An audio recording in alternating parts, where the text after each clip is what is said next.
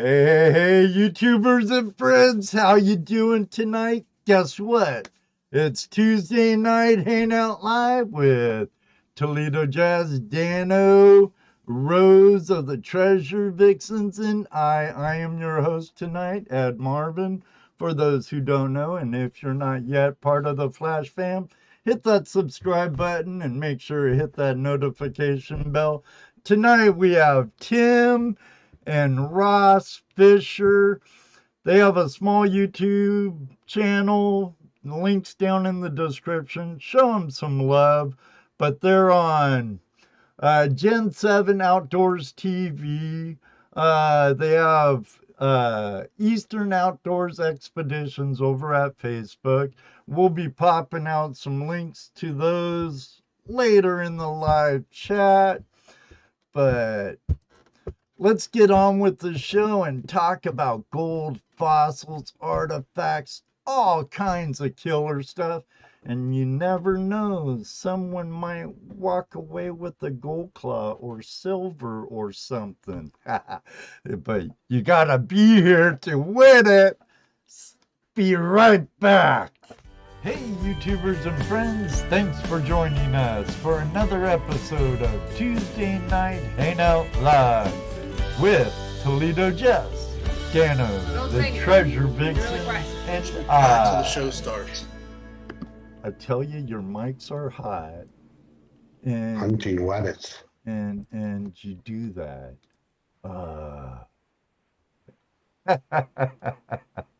How are all of you tonight?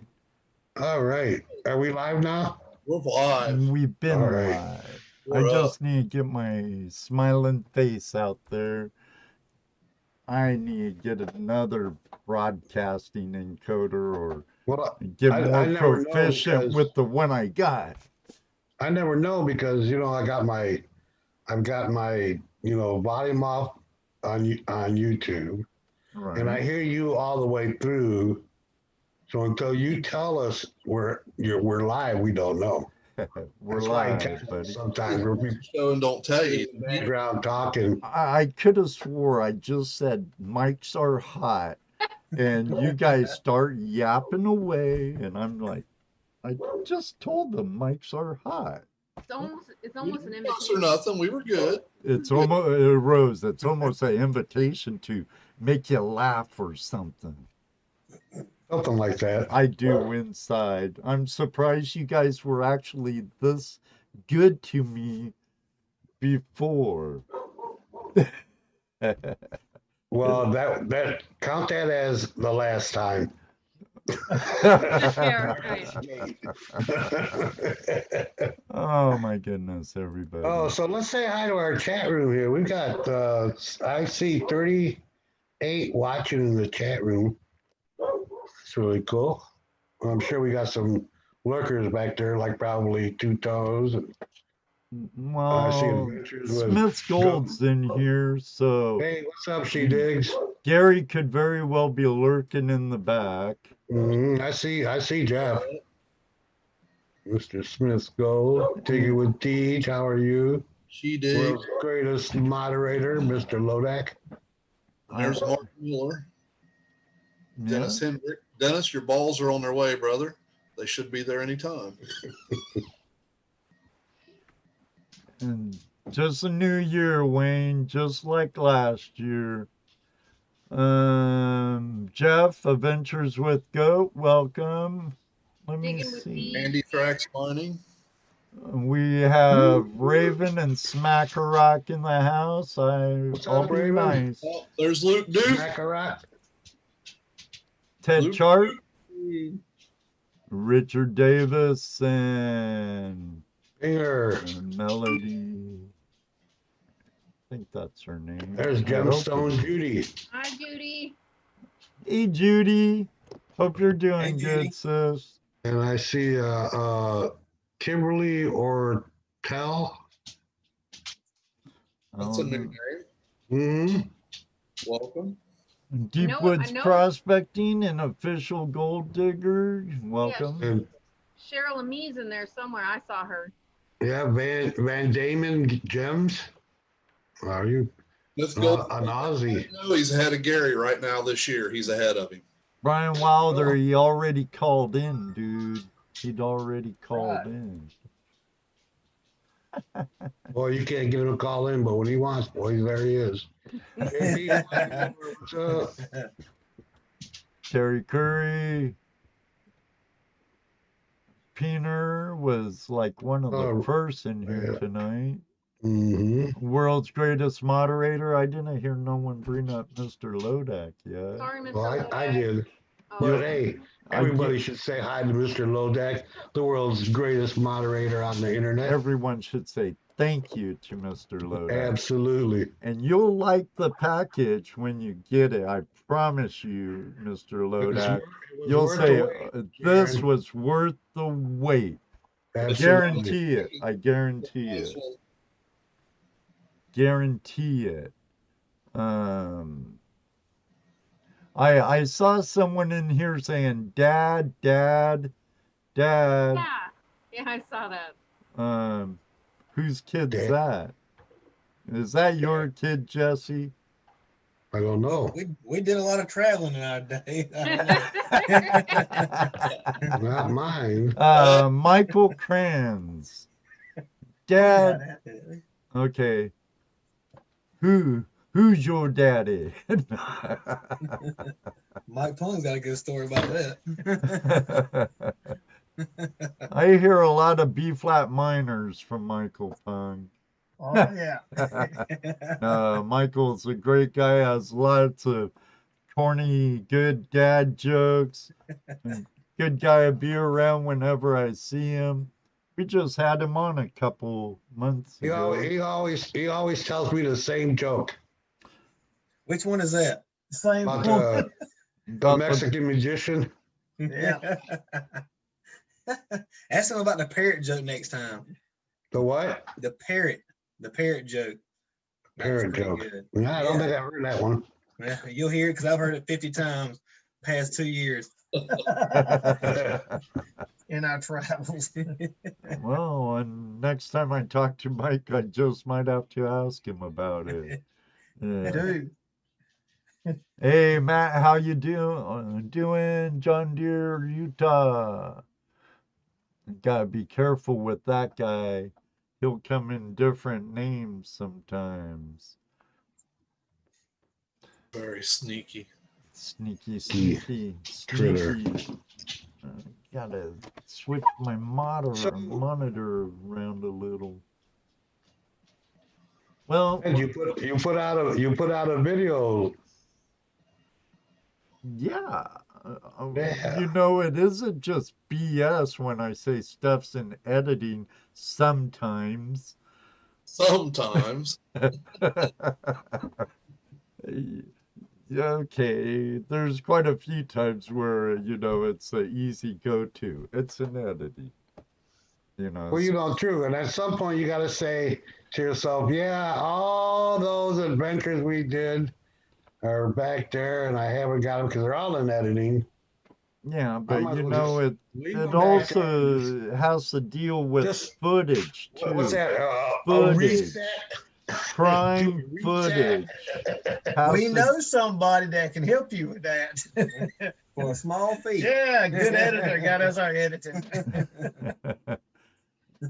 Well, I'd you know, be we're more. actually- I'm more interested in a cameraman than an editor. Well, this Someone guy who- does both. Oh, One oh. guy does two of That them would on be one good. price. That would be good. Well, I have to acknowledge Ted Sharp. Oh yeah, super chat. Thanks for the super chat, Ted Sharp. I Thank you. appreciate it. Yeah, well, I've actually been kind of trying to see about going to the schools to like their media classes and stuff. Yeah. And, hey, any way I could get someone to help with filming. But then I'm afraid they'll love what we're doing or want to get into it, and then they won't pick up the camera, and I'm like, dude. And that's happened. Oh my goodness. We have another super chat by our friend, brother. Rhoda.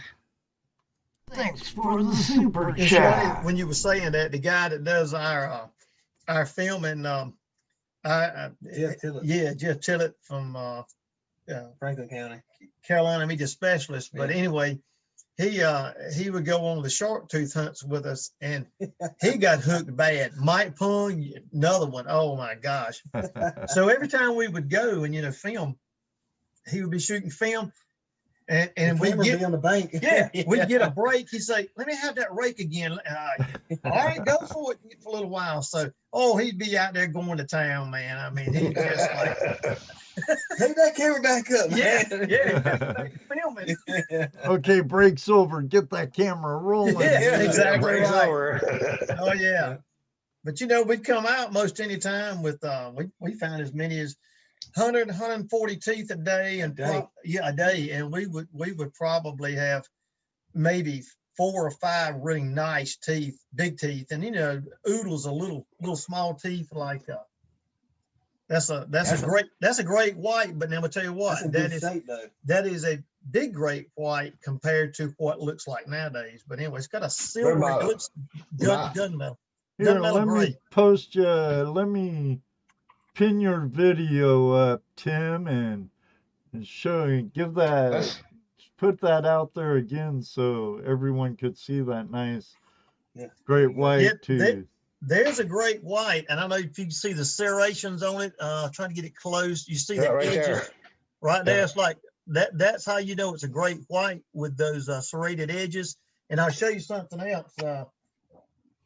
This is a megalodon. Today's great white. Their teeth are what? About half that size? Yes. Yeah. It's a prehistoric. but you see the size of the great white and the megalodon, how big the difference is. If you look right here, that's a feeding abrasions. That's where it actually probably bit into a whale right there, whalebone. I There's the think I'd backside of it. rather get swallowed by a megalodon than ripped apart by a great white. Well, you hope he swallows you whole. 300 of these will get you. You better hope he swallows you whole. Yeah, no doubt, Tim. No Right. doubt. No doubt on that. Swim quickly to the back. Swim faster than the guy next to you. That's for sure. Yeah. Yeah, kind of like the bear. You don't have to be the fastest one, just as long as you're faster than the one behind you. Right. Does Ross say that to you much, Tim? Well, we're both pretty fast, and I don't want to challenge him. He don't want to challenge me. Yeah, I'm old, man. You gotta help out old people. Do you guys believe that megalodons can still be alive now? I do. I don't know if that's true or not. Because you would think that you would see them at some point show up. That's a loaded question. Yeah, I mean, I don't know if it is or not, but I know We don't know, but so much of how much the Earth, water and stuff, anyways. But the teeth that we're getting, well, they're fossilized. They're turned to stone. But what I'm gonna tell you is we're 150 miles inland from any. These are all freshwater teeth, so and we're in water that's between waist deep and it's 8 to 10 feet deep. I would say one of our biggest challenges though are the cottonmouth snakes. They're very plentiful. Yeah, that's Bobby Freedom. Yeah, Bobby Freedom will tell you about big as your arm. So you really had to watch them. They're real aggressive snakes. You can flick them away if they get close to you with like a boat paddle, and they'll come back to you. They're not scared of you, and they are a very aggressive snake and very poisonous. Creepy. So that's one of the challenges. The biggest challenges for me is, and the same thing for gold prospecting. Last year, God knows, in the little branch of water that we were in, they should have called it Moccasin Branch, because I know that we got out of there 5 healthy moccasins out of there. And my grandson, his son, he goes with us, and you really have to be careful because they are aggressive. They'll sneak up on you. They're not scared of you. So that is something, whether it be fossil hunting or whether you're shark tooth hunting or just bottle digging next to a creek, you have to be careful in the Carolinas. That's one of those things that doesn't run away when it sees you. No, That's exactly right. You have to bring a snake charmer with you. Yeah, and usually it's a 6-shooter. Yeah. We also we win Fairbanks. With Kip Cannon, super nice guy. We were up there doing That's the Gold King Creek. Gold King Creek. The first year I went, I got Mike Pung and all of us win. And anyway, we were just into the gold. And this was the first ingot. I don't know if you can see this, right at an ounce. It was the first time I ever smelted down gold. You were with me. We smelted this down. I grabbed the ingot. Yeah, he grabbed it and burned it. He burnt my fingertips. Kind of an ugly piece of gold there, I guess, if you had to say it was ugly. But anyway, that's right at an ounce of gold. But that was where we had gotten from, just me, myself, had gotten from Gold King Creek. Tons of gold there. Yeah. So Alaska's a really dear place to us. I mean, we go every year. Like I say, we film up there every year. And when we went this year, our goal, my goal in particular, was to find some dredges that were like the dredge that we had found, because we wanted as much documentation, filming, pictures, blueprints, everything. Now, is that one on your North Carolina? You own that mine, yes, right? It's your private property. It's not a lease, right? No, not a lease. We own the land. We also own the mineral rights to the property.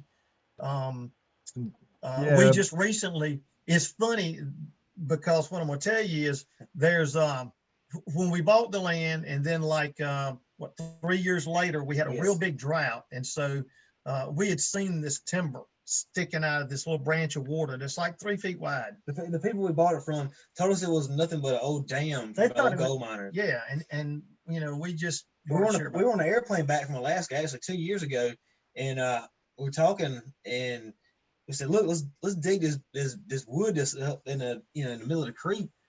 And we get back and we start digging here and here, and we start finding more wood. Yeah, but it'd been a drought, so Yeah. so there was no water running because there are some really strict laws. For anybody that don't know, let me go on and tell you about it. But it Just comes- 1 second, Tim and Ross. We have a new channel member, Holly Nabati. I hope I didn't butcher that, but Right on, new Welcome. member of the Flash Fam. our new member of the Flash Fam. Everybody, welcome Holly to the Right. clan, and that's CLAN, not KLAN.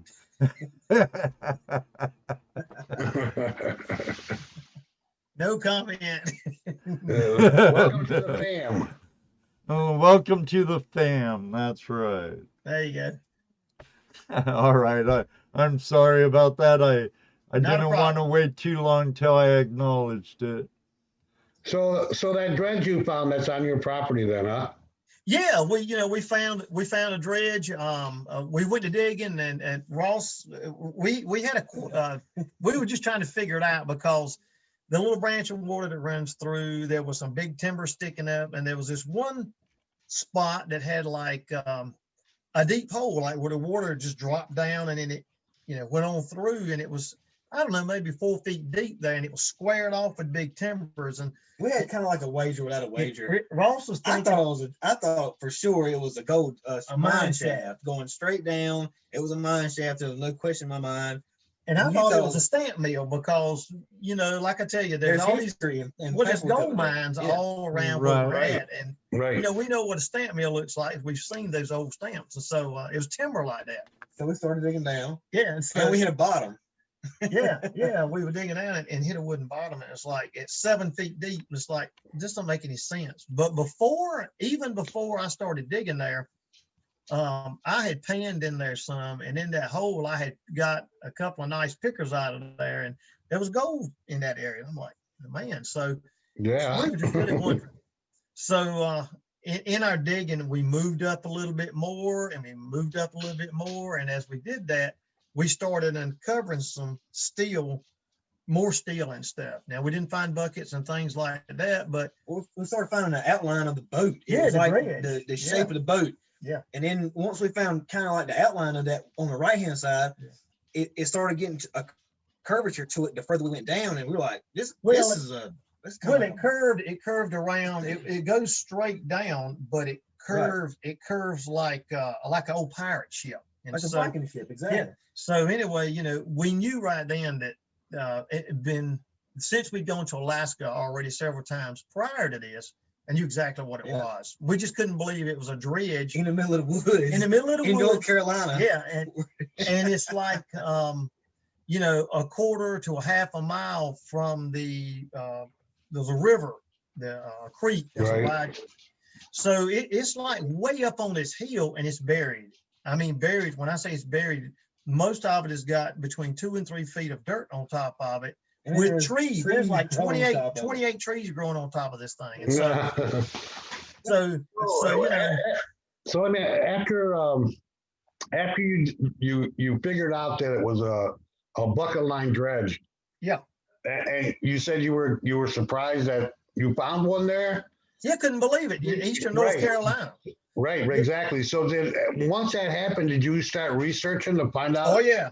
if there was other ones? So like, did you find out how many other bucket line dredges were used and like where, and are there any still left? No, that's the weird thing. This is supposedly, from what the historical people are saying, this is the only wooden hull bucket line dredge that they know of in the eastern United States. Right. I know that there were supposedly 2 more bucket line dredges for sure in North Carolina, but where they're at, that's nobody knows. This one was, I think, preserved because it was under mud and dirt, and preserved it. And The clay preserved. the every single paint bit. is still on the walls. What happened Look was at the that. walls fell over like a banana, and what happened was that they're just laying in the mud, And so we started, excavating a little bit of that back and all. The windows the glass is still in the windows. The doors are still there. Yeah, the doors, the hinges, the paint. Everything. So we started doing research, found out that it was built in 1906. It was built in New York City. And Robinson Goldridge. Robinson Goldridge. And so it was shipped from, it was assembled in New York. It was disassembled, put on train cars. It was sent to the creek where I was telling you about, Fishing Creek. Ransom Bridge. Yep. It was offloaded there, reassembled, and then it started to work. And then they built dikes to get it kind of where it's it now. Yeah, they built dredge dikes, and that's how they got it at the hill. Right. Getting that Glacier Gold. Yeah, right. Because there's not big rivers there. I mean, there's good sized rivers, but they had to build dikes like ponds and stuff to get it where it's at. They built dredge ponds, and So like with me, when I envision a bucket line dredge, I envision something like what you would see up in Alaska. Oh yeah, that's exactly Like that. Is that what you're talking about? The same Yeah, size? exactly. Is it Tony as Beach big special. as some of Wow, those, or really? is it on a Exactly. It's smaller exactly scale? what it is. It's 94. The hull is 94 feet long, 32 feet wide. The It's 7 foot deep. 7 foot deep. And from the what is it? The From the chute. Yeah, from where the tailings go out on the tailings, the tailings conveyor to the bucket line is right at 200 feet long. So Bryan says it's like Tony Beats. It's that Yeah. size. Yeah, Exactly. Like But Oh, it's it's a all wooden hole instead It of was a metal New hole. Zealand. yeah, New Zealand It was style. so there's two types. There's the is it the Erkin? Is it the Huber is a name for it. I can't think of it right now. But anyways, two of them, and we've got the New Zealand New Zealand style is like the later style. It's like our hull is curved at the bottom. Well, it's not curved at the bottom. It's curved At the front. In other words, it turns. It goes straight down like a barge, but it turns. The wood is curved like on the side. It's curved around to the Like a scooter? Yeah, it doesn't curve going down, it curves going forward. Like, it's just like taking a ship and you curve the wood going to the front and then you cut out a slot in it for the buckets to go, the bucket line to go. Okay, it's so on it's the kind of scooter like where a it pickle goes up fort front, right? out there. Right. It just curves around, but it's straight down. It's 7 feet deep. And they had to curve all of that wood and heat it and cut it. And it's amazing how it's built, and it's in really good shape. The deck boards are still on the majority of it. Some of the hardware seems to be still on it. The buckets and the bucket line is gone. Right. We hope to be able to find some buckets around there somewhere, because in the reading of all the information that I got, which if you Google Robinson Goldridge, you'll find us. Yeah. There's been a lot of TV stuff about it. And go like and share us on Facebook if you get the chance too. But Well, I think the first video I've seen of you guys is when you just found it. You were using the prospector claw off of it. You dug some dirt out of it Yeah, and stuff, that's right. and you went through with your gold claw on the side, Yep. and I'm like, oh, cool. Some Yeah, more we found, gold claw users. Yeah, oh yeah. I've got videos. We have videos on our Facebook page of my son. He was probably 4 then, and he panned some with the gold claw and panned gold off of it. Yeah. We started young, man. Look, but Now, just so much history. Like I say, it was 1906. All the documents that I got are very, very specific that tell you about the ship, all the workings. The steam engines that were on Yeah. it. It wasn't fuel like gasoline or diesel fed. It was all steam. powered. All steam powered.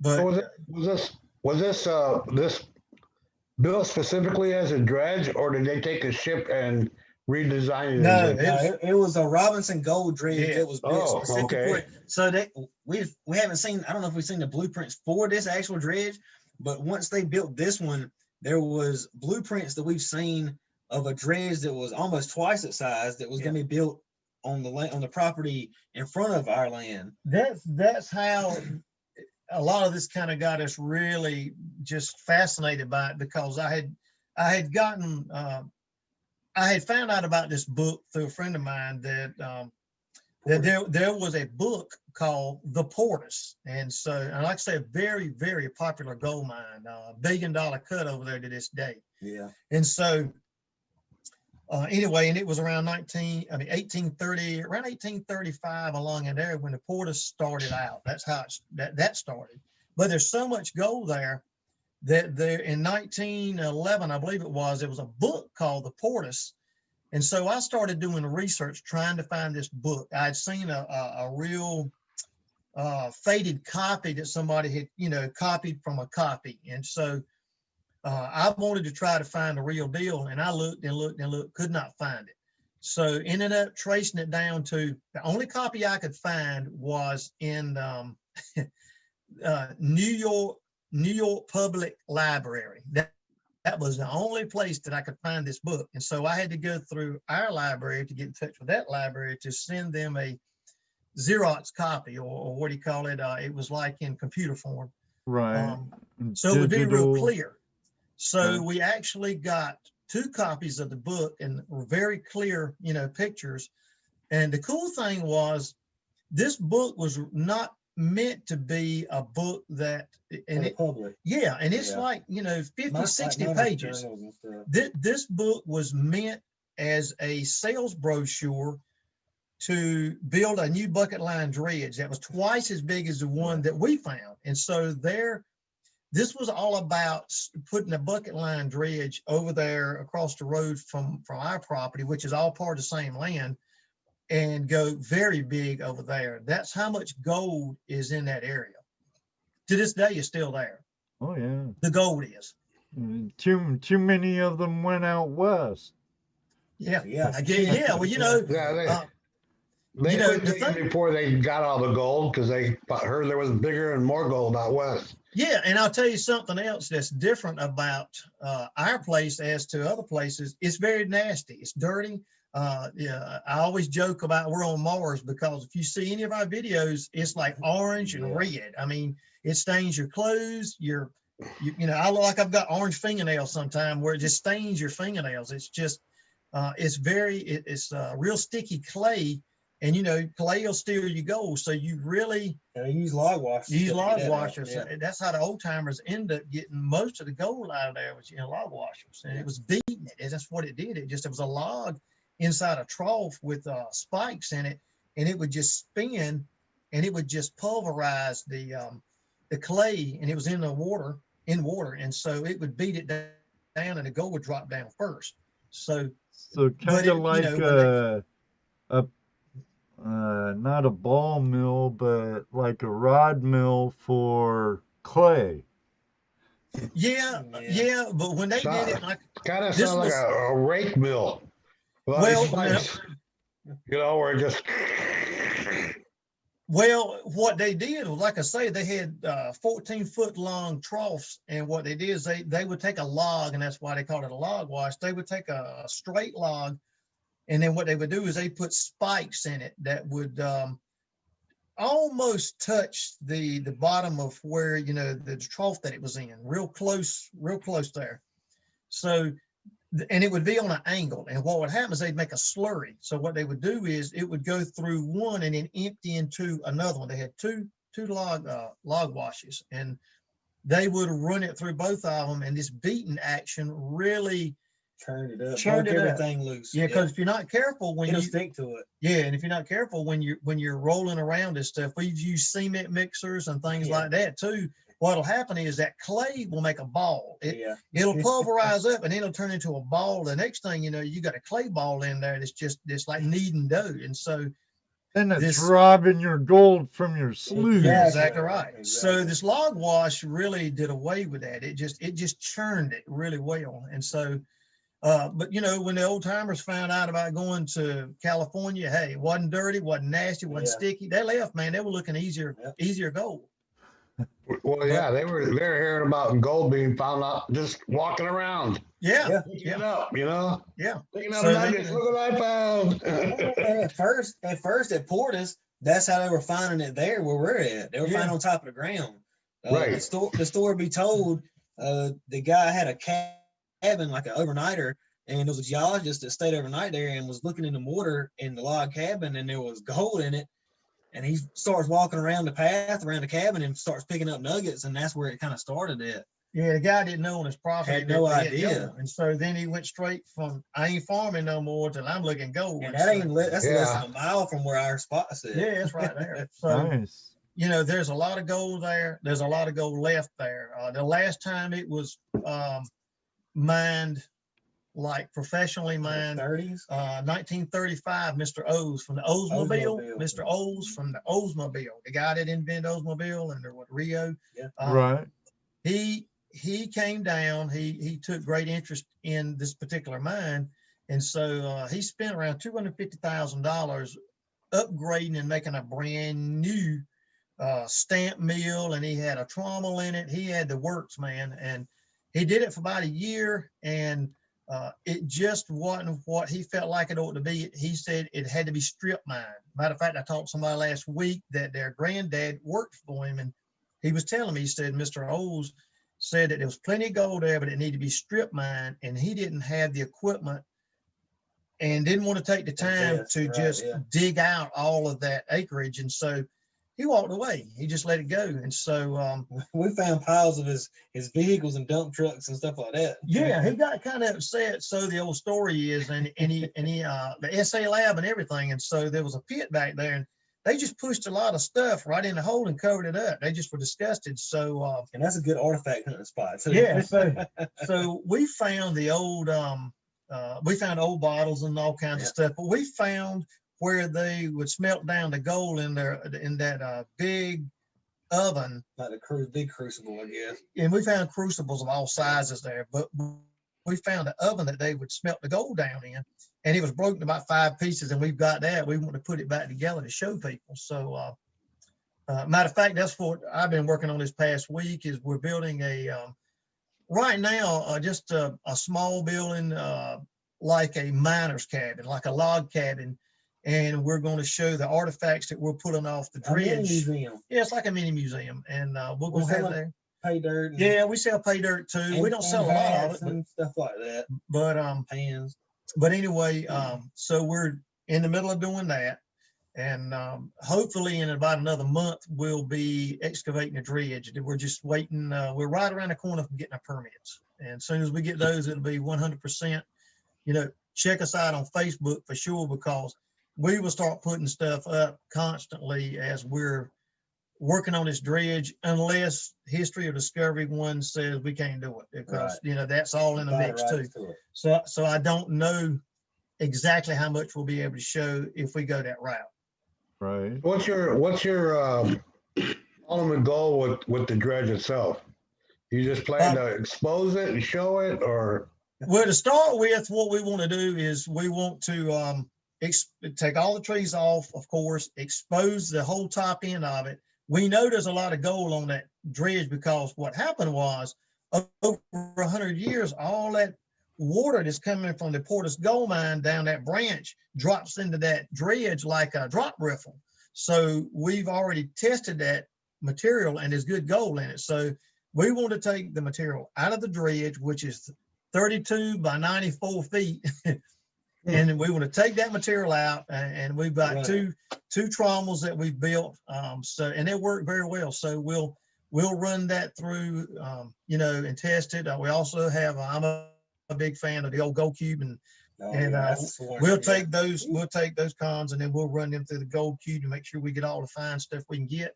But we want to, you know, get that material out. And then the other thing is, if it is doable, we want to build her back. I mean, maybe even float her. Yeah, if we can get it to. That's a crazy idea, right? Yeah, from the pictures I've seen of it, that's a wild idea, but that'd be so wicked cool if you could. Well, you know, if you're gonna dream big, you better dream big. Look, if Tony Beach can move a $1 million dredge from one place to the other, we can do it. There you go, Tim. There you go. Yeah, you said it was it had been reserved pretty well. Yeah. Oh, right. Yeah. The paint, like the paint's still on the side. Yeah, right. So the only my concern would be that once you pull it out of it, you were exposed it to oxygen and stuff that it wasn't exposed to before. Well, let me show you this. The historical people, the state historical people were really upset. Here was their first thing they told me. They spent a day working on this, and they were all kind of dumbstruck by it because they didn't know how to take it. They had never seen anything like this where this was at. And so the folks that there was one lady that was in charge of the Queen Anne's Revenge Blackbeard ship. She was there, but she also told me saltwater and freshwater are two different animals. And saltwater, you wouldn't think it would be that way, but she said saltwater, if you take wood out of salt water, it'll deteriorate quick. Fresh water, not so much. It will, but not as quick. Well, I know back home in the logging country of Washington State, they harvest a lot of submerged lumber or timber because it's preserved in the fresh water so well. Right. And I'm going to show you, well, her words to me was, we want you to cover it up. And I said, well, lady, that ain't happening. She says, just cover it up. I said, what? She said, preserve it. I said, what, for the termites? I said, we don't work that way. And so anyway, so I started taking some lumber off that I was seeing. And just to give you an idea, and I don't know how good you'll be able to see it, this lumber has been out 1 year and 4 months. You know, I don't know how much you can see of it. Really? 10-year-old. It is very solid. It's just as good as the here's one of the beams. This is the outside. You will see a little bit of weathering right there. But look at how wow. That's like a fresh piece of cut wood. That has been out of that ship now for a year. October was a year ago when we took it out. Were those pieces part of the pieces that were buried? Yes, they were buried. Yeah. So, you know, I'm not saying that it won't deteriorate because I know things do. And getting to what you were asking a while ago, one of our plans to start with, we've got this little mini museum we're working on just so we have so many people want to stop all the time. And they want to see stuff. And so what we want to do is have a place for people to be able to see the artifacts. We've built 2 pretty accurate models, decent sized models to display. And then you take a trip down this a pretty nice path that we've got going through there, or road actually. It's a small road in there.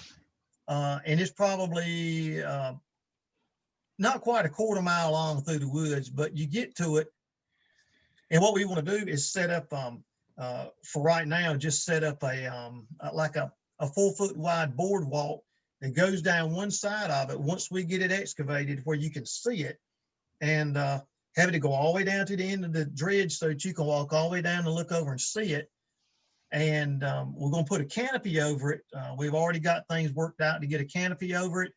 And to stop the sunlight. Yeah, the sunlight is more your problem, from what I understand, with deteriorating this wood. So we want to kind of keep it protected from the sunlight as much as possible. And then depending on how good the wood is, or if we can install new wood in where it needs to be replaced, my dream is to build it back like it was originally. I don't know that that'll happen, but if it doesn't happen, or if it's too far gone for that, we won't expose enough of it so people can see it, because it is big and it's on a hill in the woods. And maybe build the housing part, maybe. Yeah, we had talked also of just putting a frame over top of the ship, the hull, and have it where you could, be like a deck, and you can walk down and you can see, and you can walk down timber and stuff. So we've got a couple of different ideas that we're thinking about doing, but did you say that that it's on a creek and the water is low right now? Well, it's a branch of water that runs from the Portis gold mine. It's a spring, and that's where this gold originated. And so it runs through there, and it runs, of all things, that little branch of water runs right through that ship. But that's how we saw the timber, because it was sticking up. Right. Yeah. So then it goes on another close to a quarter mile or better and then it goes to a much bigger body of water, which is called Fishing Creek, and that's, you know, way down from us. So the big deal was they're not going to let you dig anything up that's going to contaminate silt in the get the silt in the water and all that. So it's been a problem. So what's happened over probably the past 6 months, we've had 2 major floods, and what's happened is it shifted the creek, because we were going to dig a brand new. They were going to let us with permits divert the creek with a brand new branch of water because it was a historical find. We had prints and everything made up. We spent a lot of money, and so then nature kind of did it itself. Yeah, so you know, about 2 months ago, the branch already had a fingerling of water that went around, and it went back to, it was like a donut. It went around the ship and went back. Well, what's happened is all this debris and logs and sticks and silt clogged up the branch going to the dredge, and it's turned, and now it's going another direction. So the state's like, well, since it's, you know, done by not man, but it's natural, it's different. And so we don't have to dig the branch of water now, and we're working on permits within the next, we're real close to having our permits to take the trees off the ship, start digging, and start excavating just where the ship is. We're not doing the rest of anything else. Just over it. Right. So, but you do have to be really careful. I mean, you guys know, you know, playing in any kind of moving water, you better know what you're doing, because if John Doe tells on you, or you stink up the water somewhere, they will come looking at you. Yeah. So, Oh yeah. Yeah. Well, that's good that Mother Nature's working on your side by going ahead and diverting that for you. Yeah. It was a shock. I couldn't believe it. I mean, so are you planning on now making that diversion permanent? Make sure it doesn't come back. That would be nice. I've left it alone. I figured the best thing to do is stay away from that area so I won't get blamed for nothing. So we won't get caught with our hands of gasoline and matches. But I'm gonna tell you something else that's crazy about this whole ordeal. When we bought the land, we bought I don't know, it was about 14 to 16 acres we bought together. And then we ended up splitting it up. He wants to build a house on part of his, and I just got mine as a playground to play.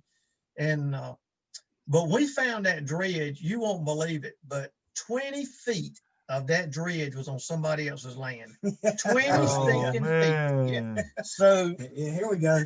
So, we ought to write a book about this. I swear we got a story and a half. There's a book coming out about it, actually. But anyway, this the guy that owned it was super nice. It was a guy that his dad lived there, and he lived like up north, but he owned a lot of property, so he didn't need to sell the land. I don't think he was like hurting for money, but I told him my situation. I didn't try to. You're very honest. Yeah, just a lot more honest than a lot of people would. You know, I try to be straight with people, and I invited him down to see what was going on. I told him why I wanted the land. And so he ended up selling me 3 more acres of land. I really didn't need but a quarter of an acre, but he said, no, if I do it, I'm doing 3 acres. And I said, well, okay, that's fine. So we bought 3 more acres, and come to find out, 2 of those acres is up, kind of goes up a hill, and I believe there's probably some pay dirt there. So it ended up working out. So, yeah. But there's acres and acres of dredge piles on our property that we already knew about, and they've never been touched. And if you ever been to Alaska, one thing I learned, go through the dredge piles. Yeah, that's where they lose the definitely. So they've never been touched. And the funny thing is, the dredge is under like, I guess all said and done, 10 feet of overburden and everything. So we took a little backhoe out there and dug. One of the dredge piles. We just hit one on to see what was going on, and they keep on going down. So I don't know how big those dredge piles are, but they're big. I've got some on my property. I know over 14 foot deep. Yeah, I have some. They're bigger than some small barns. Yeah. Did you find out how big the classification was on that dredge? I've got the specs on it. I believe 1/4 inch was mostly what they were using, was 1/4 inch screening. Yeah, break out those mine labs, get them that's on right. those dailies. Exactly. We got the 7,000 tuned in, and so the monster. So, but there are a lot of hot rocks there. We have actually found what little detecting we have done on it, which hadn't been much. We found cable that they had used on the dredge, like to pull up the bucket lines with, where they had from the replaced it. gantry and all Yeah. that. Yes. Well, So didn't Mike Pung come down sometime Yeah. recently? And Mike Tell found him about that. Yeah, he found a little nugget over there. what was it, 2 grams or 1 gram? What was it? 2 grams. Was it 2 grams or 4 grams? 2 It grams. might have been. Well, I don't know. I can't 2 remember. You have to look on his page. He's got a video up of it though. He came down. He found like Him and Debbie. came down. Yeah, it was like a 2 gram nugget, but it was Yeah. cool, man. It was in a dredge pile. Yeah. So Nice. so yeah, I've got a Monster 1000.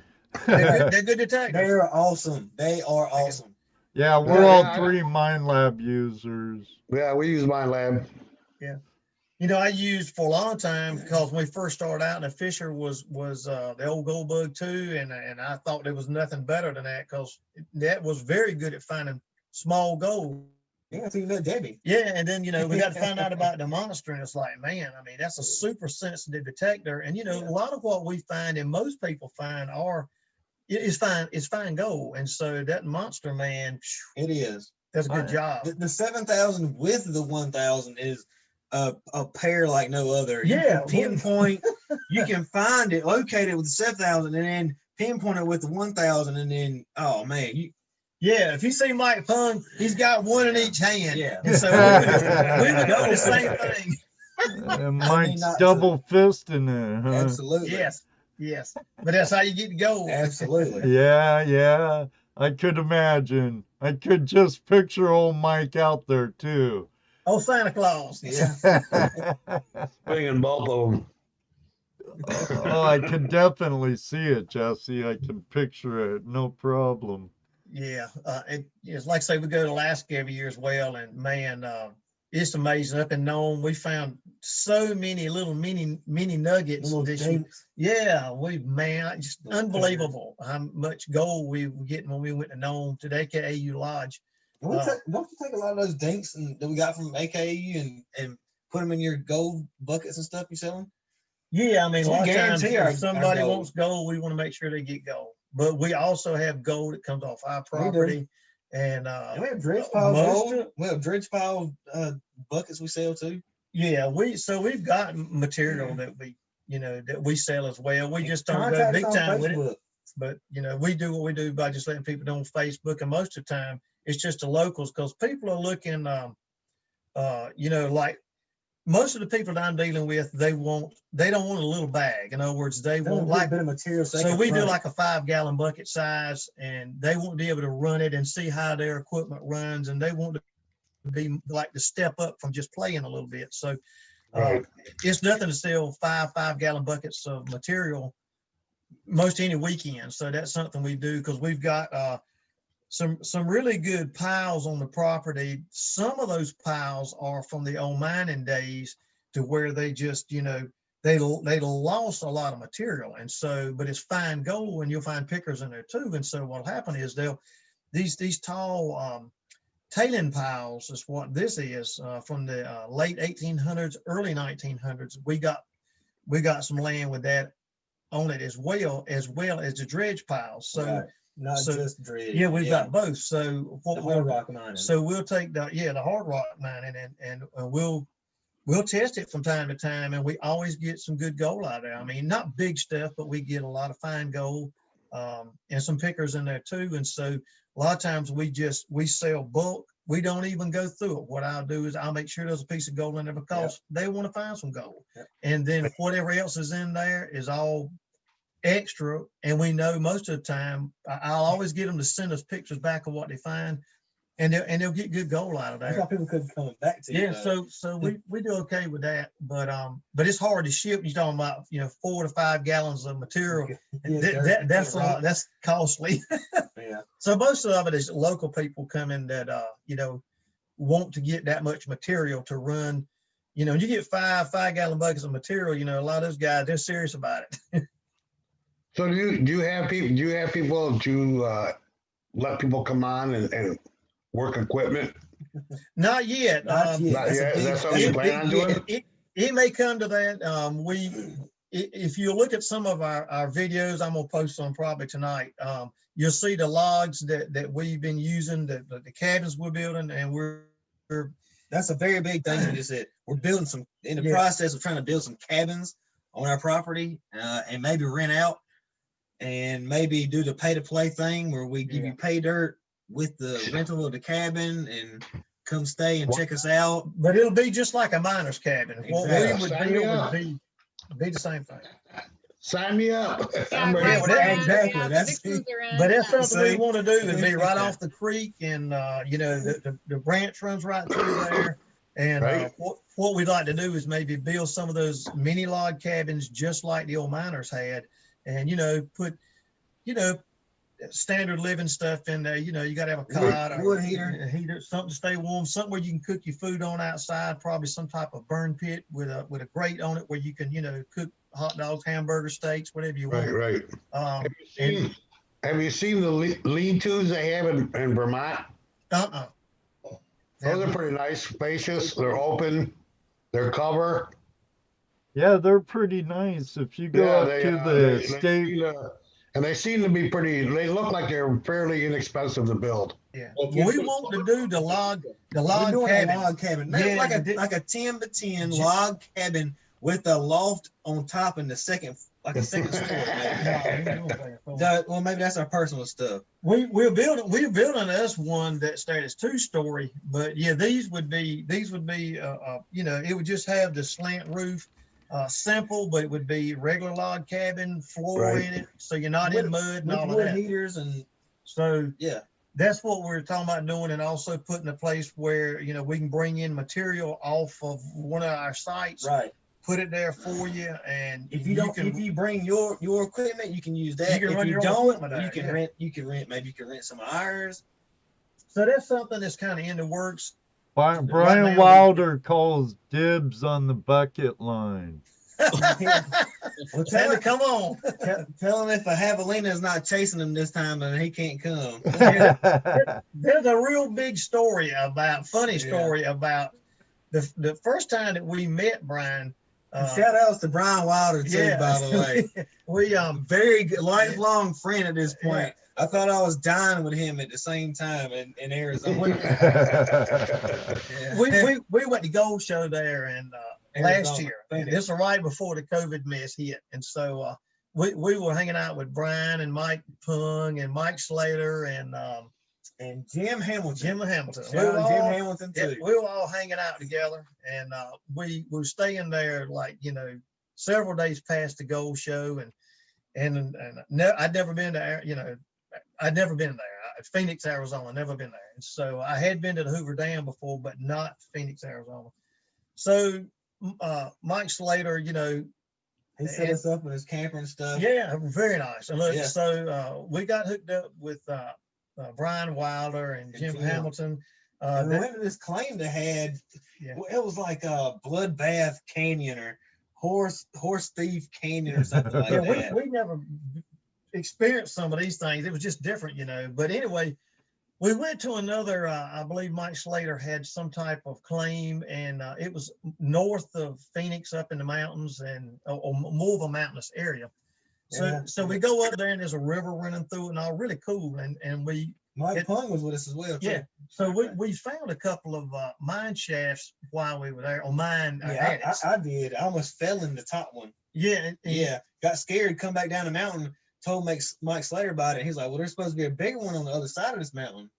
And then we get up with Jim Hamilton and it's side by side and we drive around it. Yeah, so we're searching for it. Well, the one time, because I didn't have the camera guy with us this trip, so while we were doing the filming, I leave the camera in the side by side because we're just gonna walk up and look at, you know. It's an adit. Yeah, and we were just gonna check it out right quick and come back. And it was quite a bit of a walk there. And I learned that in Arizona, everything will stick in you there. Yeah, out it's there. like There's kill more you. cactus there than any place I have seen. So we were Pearsons. yeah, so we were heading up there, and Bryan Wilder, he was, you know, we were, the four of us were together, And me and Bryan decided to go into this the attic. attic, And it had been caved in front, so it's maybe a small hole, 3 foot by 2 foot hole. I said, well, Bryan, you go ahead of me, you got the pistol. So he goes ahead of me, and I don't see his light anymore. And I enter the cave or the attic, and well, I could hear him. Wow, this is cool. I see timbers. It starts to split off. Oh, so I enter, go behind him, don't see the light, keep going, keep going.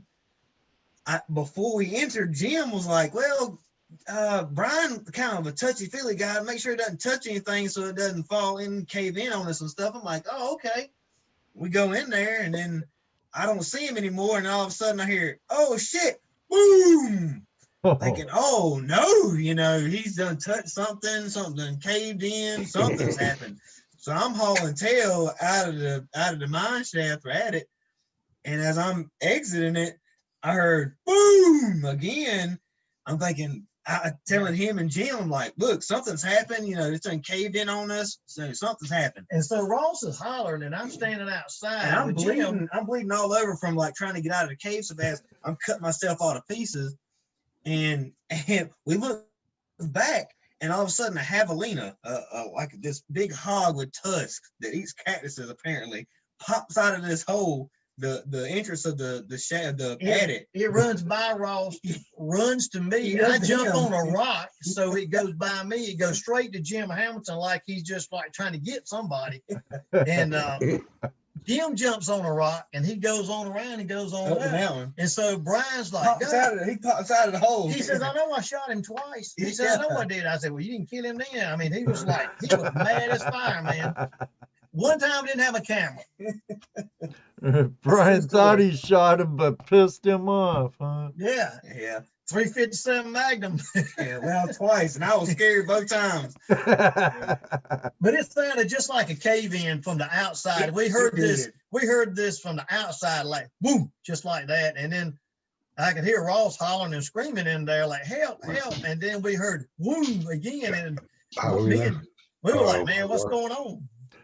Bryan, that was a true story. Bryan. Yeah. So we're looking for another entrance because we were like really amazed by it. So Ross was over with it. Yeah, so we go around up the hill a little bit, and sure enough, we find another one, and you'd see it on our post. So we go back in again. It's like a 60-foot drop. Yeah, like a 60-foot decline. But we go in a good ways first, and then there's like timbers that crosses over, and then there's a hole with a ladder. Then it goes down a good ways. But Bryan, he was toting his gun, and he put another bullet in it, so I felt good about it. So he went in, I went in, and I don't know if Jim Hamilton went in. I know you. Yeah, he went in. You didn't go in. Yeah, I was the only one saying out. Ross said he won't go in. Yeah, I was done. But anyway. That was another cool experience. And then we saw him again at the Barren Sea. Bryan Wilder. Yeah. So I think he spent quite a bit of time up there. He got a lot of gold off the Barren Sea this year. Yeah, he did good. He did real good. I've got a few bags of his stuff here. Yeah, he sent me some too. He needed some shark teeth, and I needed some gold. We always take shark teeth. Emily Rydell, oh my gosh. Yeah, traded some. Yeah, that's right. She'd all about want some shark teeth. So yeah. I said, okay, so when we go to Nome, we usually do some horse trading. So she in the shark teeth? Trade her gold for shark teeth? Yeah. And it's hard to turn down something that big, though. I mean, you talking about. I saw the one you gave Bryan. That's nice. Yeah, we got them all different sizes, man. They're all over the place. We got a bunch of them. Yeah. P.O. Box 130, Delphus, Ohio. I can probably hook you up. Look, that ain't no big deal. I sent. And there is a 5 rule with this group. Look, I see more hands than I do feet. That is not a problem, guys. All I need is an address. I'll be glad to send you some teeth. No joke. Oh, cool. Yeah. Send what's up, Thomas, folks? Text me your address, and we can do that. That's not a problem. Awesome. We got tons of teeth over there looking at some now. Teeth over teeth over teeth. But, So Do you guys a lot of the do, ones that we find, are smaller ones like this, but they're still, That looks like a Mako shark. that's a Mako. there. That's a Mako. The upper and lower are different. One will be wider than the next, So that's one way of knowing, is this. A Mako has real smooth and then you also got these bad boys. that's a whale vertebrae. That's a whale Turn vert. it where you can see Oh the my egg. God. Wow. Yeah. Whale Bigger than a vertebrae, tank huh? can. Oh, We trip over these when we're walking through the river trying to find the shark's teeth. Yeah, we pull a lot of those too. That's our overburden. Yeah. But That's crazy. so we do that, and we do, like I say, Indian artifacts, bottle digging, lots of different things. But our biggest two things that we do is, like I say, gold and shark teeth. That's the two things. And like I say, we bought this gold mine, and then the ironic thing for me is, and it's really funny, I've always been into pirate stuff, always been into that type of thing and treasure and all. And the odd of finding a ship on land that's gold land, I just couldn't believe it. I thought it was the craziest thing I'd ever heard of. I was like, it meant for me to find this ship. So, you didn't find a ship that was laden with gold. You found a ship that made gold. yeah, and it's got gold in it. That's the thing about it. We're getting gold out of it. Right. We're going to dredge that baby out. Yeah, So, I was gonna say, that would be. I'd be getting a bunch of dredges on that sucker. Oh yeah, well we got a Suck all the 4-inch. material out of there. Yeah, we got a 4-inch, and then we've got a trommel. One thing that you got to be careful with, like I say, where it's located, it makes it tricky, is once you remove any material from that site, It has to be taken to higher ground. you cannot drop it down there again. It has to be in a trailer, a truck. It has to be in something else, and it has to be removed from there, not to come back. So when you take it out, our wash plant, excuse me, is probably out an 1/8 of a mile uphill from there. So we've got a place to take it, and that's probably what we'll end up having to do, is to remove it, take it to our wash plant and run it through and see what is in it. And, then from there, we'll take the overburden away. So it's like what we do on a, like when I go out to our place, it's about 2 miles or 2 hours from me. Yeah. What I'll do sometimes, I go there and just classify some buckets, right? And then bring it home and work it. Basically, that's what you're going to be doing. Same sort of thing. Yes, sir. Same sort of thing. For a lot of the folks that's watching, and we were talking earlier, I just thought I'd bring this up again. When we go to Alaska every year, this past time we went, what was her name, Jackie? Yeah, Jackie. Super nice person. She's from Finland, and she works for the college there in Nome. And so she is like the most knowledgeable about primitive living lifestyle. and stuff. That's her job, is teaching the natives in Finland and in Fairbanks and now Nome about the primitive way of lifestyle, so it doesn't get forgotten. Cool. The older people don't get to pass it down, so she's gonna pass it down to the younger generation. Right. So in talking with her while we were up there this time, she kept talking about fish skins, making like wallets and leather, all kinds of stuff out of fish skins. And I thought, there ain't no way, that's just too thin. It don't work like that. And she says, oh yes, it does. So to give you an example, she gave me some samples to be able to show people. Okay, I'm gonna try to get it where you can see where the scales were at on part right here. Well, look how tough it is. Yeah, that's fish skin right there, and it's like leather. Yeah. And each one of these are different type of fish, like halibut, whitefish, all kinds. There's just there's just several different types of fish, and so what she does is she has a tannin mixture that she uses, and it's all natural stuff from this type of tree. I can't remember the name of Mike Slater probably. But anyway, if you at least it isn't how they used to tan old hides. Does it smell like leather? Does it smell Yeah, different? it smells like Yes. leather. It has a leather smell. Yes. It even feels like leather. She I made, got the very first. I traded her one of my larger Megs for the very first debit card purse, and I got it for my wife or fiance, and that's what I got back, and she made the very first one. It was for me. She sewed it up in record time, and it still works, and Wow.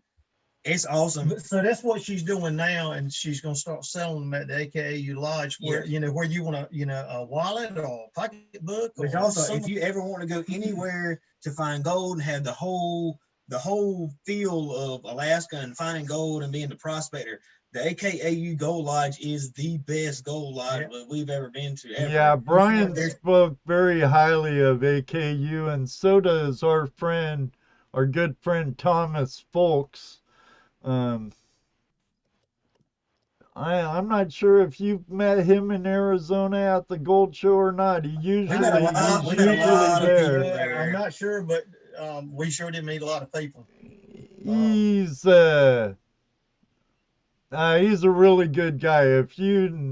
I'm sure if you saw him and met him, you definitely remember him. Right. We met all the guys from what was it? They did the TV show about it. It was the Superstition Man. Oh yeah, Wayne Tuttle and All those Woody and all of those guys. And- Wayne was on last week. And Okay. What? Thomas Folks says Yeah. you'll know him because he's the only black guy. Yeah, he's Well, Yeah, he had that. yeah, He we may met have him. been at the GPAA meeting. We went to that. We talked about the dredge with Mike Slater and Mike Pung. Yeah. And I bet he was there because I know yeah, he was there. he's Indiana State Director for the GPAA. Right. So Okay. I'm sure you met him. Bryan said you guys met. Yeah, okay, yeah. And He he got said a better so. memory than I do. He said, "Yeah, I'm the only black guy." We don't see that, Thomas. We don't see that. We just see you in your wetsuit. That's right. They ain't them see gold. That's all we see. I'm gonna see the color gold. But just a good bunch of people. Everywhere we go, we've really been really blessed to meet so many good people, and then we like to share whatever we do. We try to share with others and get people interested in different things, And kids. Yeah. Everything. So we try to keep things going all the time. We stay really busy. Yeah, no joke. Earlier before the show, we got on the subject of you combining your two loves of gold prospecting and shark teeth hunting. Yeah. To produce a tool to do both. Oh yeah, Yeah. got one here to show you. If I can turn it around. It took us a while to get it together, but a couple of years really of hard work and engineering. I know it's probably hard to say, well, how did it take you so long to do that? But getting these tongues just the right length where they won't break, but where they'll work, like digging in, getting everything just right and making it not too big, not too small. And the prototypes look crazy. We got some with the forks out here. Oh yeah, it took us a while, but we this particular product is what we developed it, And the handle floats too. Yeah, it's got So you can't lose it. it's got I've lost one before. Yeah, it's got a rubber end on it so that if you drop your rake in the water, you can find it. It'll bob up. The end will bob up. But Smart. we made a piece to go on the end, and we never really put it on the market. We did go through the patent stuff and all, and what it does is it hooks right on here, and it goes right on the bottom. And what it has is like riffles in it, and you could take this, go under like a branch, in a branch, and you're looking for gold, going under rocks and stuff. You shake out and dump the rocks, but when you turn it up to dump it, the way it's made underneath here, the gold would stay inside there, and then you just turn it back and flush it out right in a bucket, and or turn it on its side to flush it out. So it was kind of something that we could use for two different things. So we've kind of been playing with it all along with the gold, and it is an extremely good product, especially for short tooth hunting. We sell a lot of them. We come across a lot of people in the creek doing the same thing we're doing, finding these huge teeth, and most of them are our customers. And they're like, "Oh man, thank you so much for selling us this product." Well, most people, when they're doing it, the way everybody's always done it is you take a shovel, you know, Make your own. Well, you take a shovel and what you do is you have like a screener box and you put all your stuff in there and shake it, and it works well, but it'll work your tail. Well, you're carrying two products with you when you're on a kayak, a canoe, or you're walking through. You got two of these. All we carry with us is that one. That's it. That's all you need. That and a zip bag. Yeah, to put all your teeth in. Yeah. Like Thomas says, I like that. It works. Hey. And when I saw one of your prototypes, I guess, on one of your videos. Yeah, we did one in Alaska. Yeah. And Bryan was talking about it too while he was visiting us over the weekend. And I'm like, cool. It works, you know. It's just like anything else. When you keep adding on, it's just more money. It's more money. So always more money. Let me acknowledge a couple of super chats. We had a $50 super chat from our friend from the Pacific Northwest back home, Richard Davis, and our brother of another mother, Top Cat Prospecting Todd in Sacramento. Oh yeah, super Thanks chat. for the super chat, guys. So Randy Lewis wants to know how much you charge for one of your the rakes. Yeah, we call it a fossil rake. It's like a modified pitchfork. Yeah. And they run $130 a piece. And that's what they call $130. Yeah, I mean, you can give me a call. Is one way of doing it. You can message me on Facebook, or you give me a call. I'll be glad to give you my number. It's 252-908-0394. Give me a call, and I hook you up. I send them all over the place. They go to Florida. I've sent them rakes all over the place. Nice. We got another question here. Let me pull it up. Ross, is that red beard real? If I could tell you how many people's pulled on to find out, I could tell you. But yes, it's real. Absolutely. I'm still looking at the milkman. He owes me. Is the red in the beard real? The red in the beard is real. The red. Oh my goodness! I guess it is. Come on, be good to the gingers, man. Can't help it. Can't help it. That's not ginger. That's cinnamon. Here you go. I like to spice it up. See, we'll go with Mike Pung, and everybody's got a beard, and I'm the odd man out. I ain't wearing no beard. We're in the airport, and people are like, how are you traveling with this man here? I'm like, that's my dad. Like, that's not your friend. I'm like, no, ma'am. I ain't wearing no beard. Man, I'm pushing 60 years old. Yeah. No, you don't want a ginger uprising, Moto, that's for sure. Nothing like a mad redhead. Yeah, she knows all about it. We can have a temper. You guys mentioned earlier that on your property you have mineral rights. Do you do any gemstone hunting, or you do anything like that? We can. Yeah, we've not had any luck really finding any gemstones on there, but now don't we have amethyst? We got like amethyst and stuff up there, like Steve and them were talking about. There's some gems up there. Yeah, I mean, not tons. There are gems up there. I mean, I know that we had been gold. I got told from an old timer that there was around up the corner and around the road, not far from where this place is. There was this guy that would stop, and he would go in the drainage ditch. There's a big drainage tile that kind of went under the road. And so, and this gentleman that was telling me this lived like right there. So he said, after 3 or 4 different weekends of him seeing his car stop there, he decided to stop and find out what the deal was. and this guy's a dentist. And on the weekend, he was looking gemstones. So I mean, that's what he was looking for. And he said, in talking to him, he had just come out of the culvert. He was all muddy and dirty, and got talking to the guy, and he said, "Well, actually, I'm a dentist by trade, but he said this is my hobby." And he opened up his hands, and in his hands he had some emeralds, and I don't know what else he had, emeralds and something else. And so, and they were, of course, all rough cut stuff. But anyway, he was showing him what he had found. I'll show you this. Let me step back here and I'll show you what I did find. More treasure porn. Yeah, you guys are talking about doing a mining experience on the property. Throwing gemstones into that is another. That's true. Absolutely. All right, check this. This is, I don't know how good you can be able to see it, but nice cluster. Oh yeah.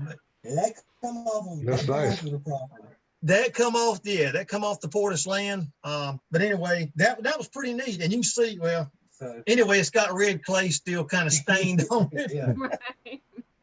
But yeah, gemming, and I mean it's all in the mix. I mean, It's all treasure, Rose. That's right. Yeah, gotta love it all. But there's just so much history there. That's kind of one of the biggest things that I'm all fueled about is, there was so many things that happened on this property. I know that in my research with Portis, Mark Twain visited there and stayed a while. Thomas Edison. Barnum and Bailey. Yeah, Barnum and Bailey Circus, the first time it performed in North Carolina was formed on that property. Yeah, on our Oh, wow. Incredible. Yeah, so a lot So of you things happened. might be able to metal detect some circus relics. Yeah, so and we've kind of got some ideas about our metal detecting stuff as well. Maybe putting some. Yeah, I'll show you. Let's see here. Guys, don't forget the magnets. Get a magnet, drop it in the water, see what you can And pull see, the out. thing about our area is there's so many old homesteads on in our area with old wells that are still there that nobody knows about. Oh man. And nobody knows about it. I've never got a chance to do it. You should come. Hey, come down. I say the Vixens will be shooting you a message after the show. Come down. We'll do a video. We'll put you on Gen 7. Come do it. Hell, you got the whole hand working down there. There's this was an ore cart spike. We got several from Nome. This actually come off of Wide Earp's gold claim in Nome, Alaska. Railroad. It's called the Maddie.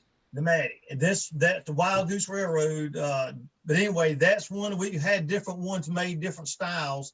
We also have got some ore cart spikes from our place that was part of the Portis. And so we've gotten spikes from there as well. And we've got a guy, a blacksmith, and what he'll do is he'll make all types of knives, all different style knives. He'll put a twist in some other handles, but the ore cart spikes really make a cool knife. It's a shorter knife. It's more of a pocket knife kind of. Yeah, almost a pocket knife. The big spikes, they make a lot longer, almost like a butcher knife. But the ore cart spikes, we were able to get some. They allowed us to take some back from, like say, Wide Earth's Clean. I thought it was really cool to have something from there, and then do something special with it. And that is really cool, Tim, making a knife out of a spike from ore tracks that actually was on Wyatt Earp's claim. Yeah. That like I say, they've really been nice to us going up there, and so I try to give back. So when we go back, if there's something that I have made, I make sure that I send it back, because you need to share with people. Well, speaking of giving back, let's talk about the giveaway that we're planning on doing. What would y'all like to do?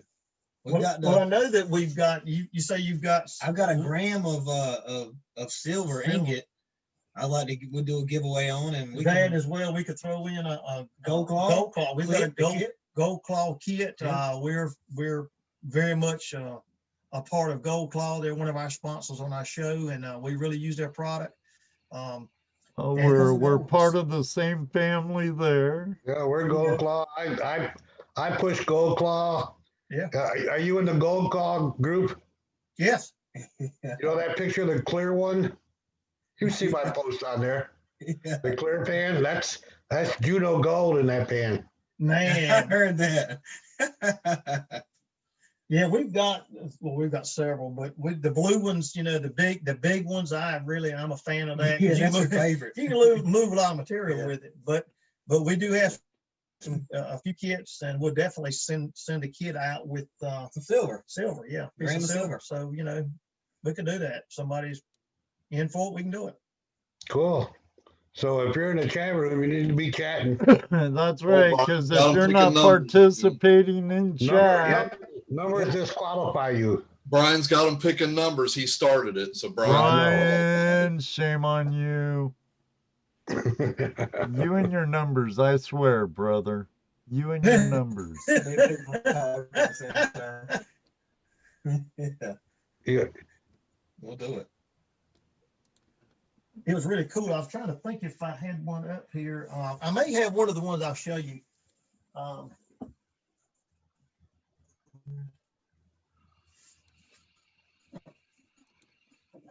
Yeah, the first time I used that production pan, that big one, I was really impressed at how quickly I was able to go through that material. Yeah. Well, you see how big that pan is, and I was going to tell you when he first started making a product. Now this is actually The demo. That's the demo. You can see there's a line in it right here when they That's were the 3D printed one. 3D printing when we were testing it, and let's see here. It's pretty cool. They even stuck our logo on the first one. Can you see EOE on there? They stuck Eastern Outdoor Expedition logo on there. That's some good sponsors. Right? But yeah, but we really run them through the ringer, and they're good. They're good pans. Yep. You can move a lot of material with them. Good pans, and you know we do use the banjo pan Mike makes. Yeah, that's a good pan. They're good little pans too. You know, if you're trying to prospect and all, they're good pans. So Mike's got a good pan as well. The banjo pan, yeah. Yeah. I really like the banjo pan. Yeah. It's different. It's interesting the things that people have come up with. I've been noticing on Facebook. I see a lot of different modifications to it. You know? Yeah, absolutely. But hey, if it works, hey, you know, it works. That's right. That's right. I haven't done anything to mine other than use it. Yeah, that's true. We'll take it with us sometimes, hanging on the belt, and just use it a little bit. And we'll sometimes take both pans, the gold claw, the big pan, and then the banjo pan. We'll take them both. So. My doggone night bot. Wake him up. I woke him up a little while ago. Chat room's working this time, but it's not doing eligible users. That's okay. Yeah. I got a way to take care of that, though. The first time I used that production pan, I think I put like There it goes. 5 shovelfuls of dirt into it, and just stood in the There it creek goes. and just shook it, and like in less than a minute, I had it down to black sands right in the bucket. Boom. Oh yeah, quick. Oh real yeah, quick. I was shocked how fast I did it.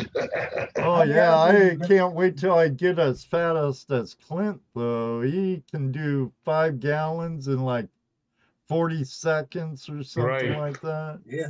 Oh yeah, he's quick now. The first time I saw him use that pan, we were in Fairbanks Last at the Gold King Creek, and he whips this thing out, and I've got the super sluicer, which is I like the super sluicer. It's just something I'm accustomed to. But he pulls this thing out, and he pulls like 5 or 6 shovelfuls in it. I'm over there chuckling at him, saying, "Yeah, right."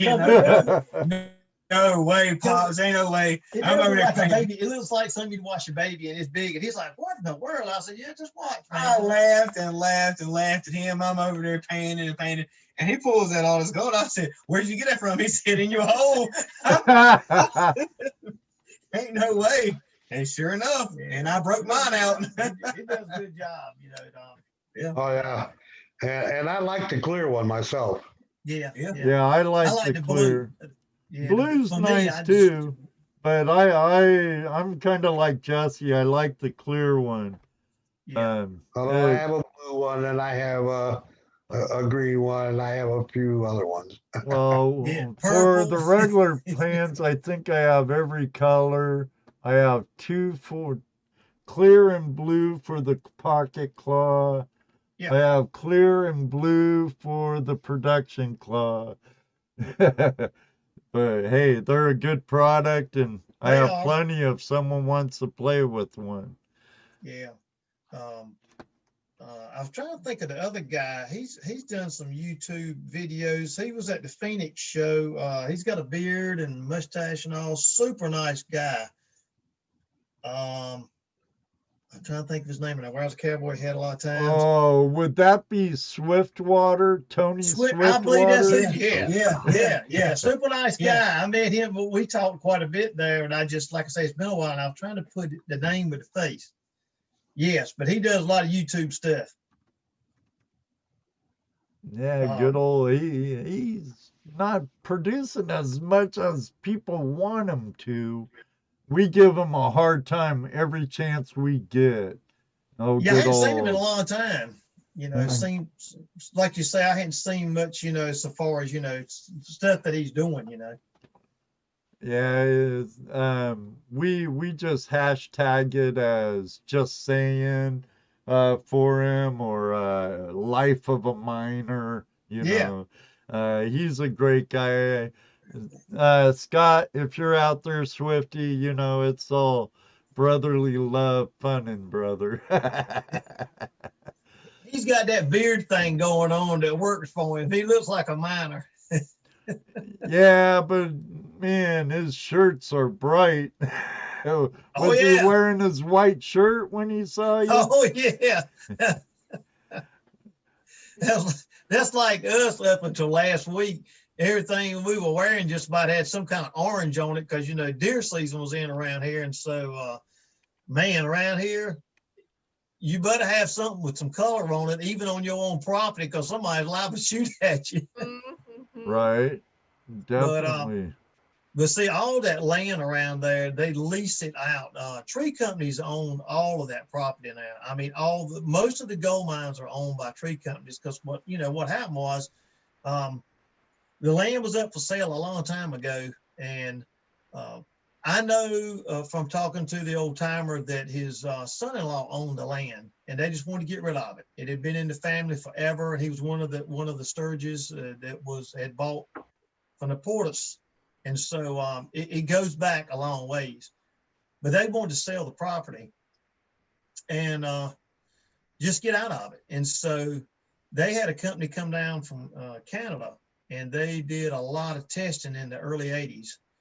And gold was not, of course, bringing that much then. Well, they tested it. And the old timer that was telling me, he was the one in charge of kind of looking after, overseeing what was going on while they were doing all the testing. So it's not like secondhand news, so to speak. I know the information I'm getting it from, the guy was very credible. But anyway, he was telling me that, it was like around $38 million cut in there back then in the 80s, but the company didn't want to spend the money and go through all of the process of what it was going to take to get the material out. And so, because I think it's probably in between 60 and 80 feet down to bedrock, and they just didn't want to do it. And so the guy told him the last words that was spoke were, once gold punches over $1,000 an ounce, you're looking at $1 billion cut. Well, I mean, if you're looking at almost $2,000, you might be looking at almost a $2 billion cut. So there's a lot of gold there to be had, but like I say, tree people on it. So that's their goal. They want to keep the trees growing on it. So, Now, I'm sure they own the mineral rights also. Yes.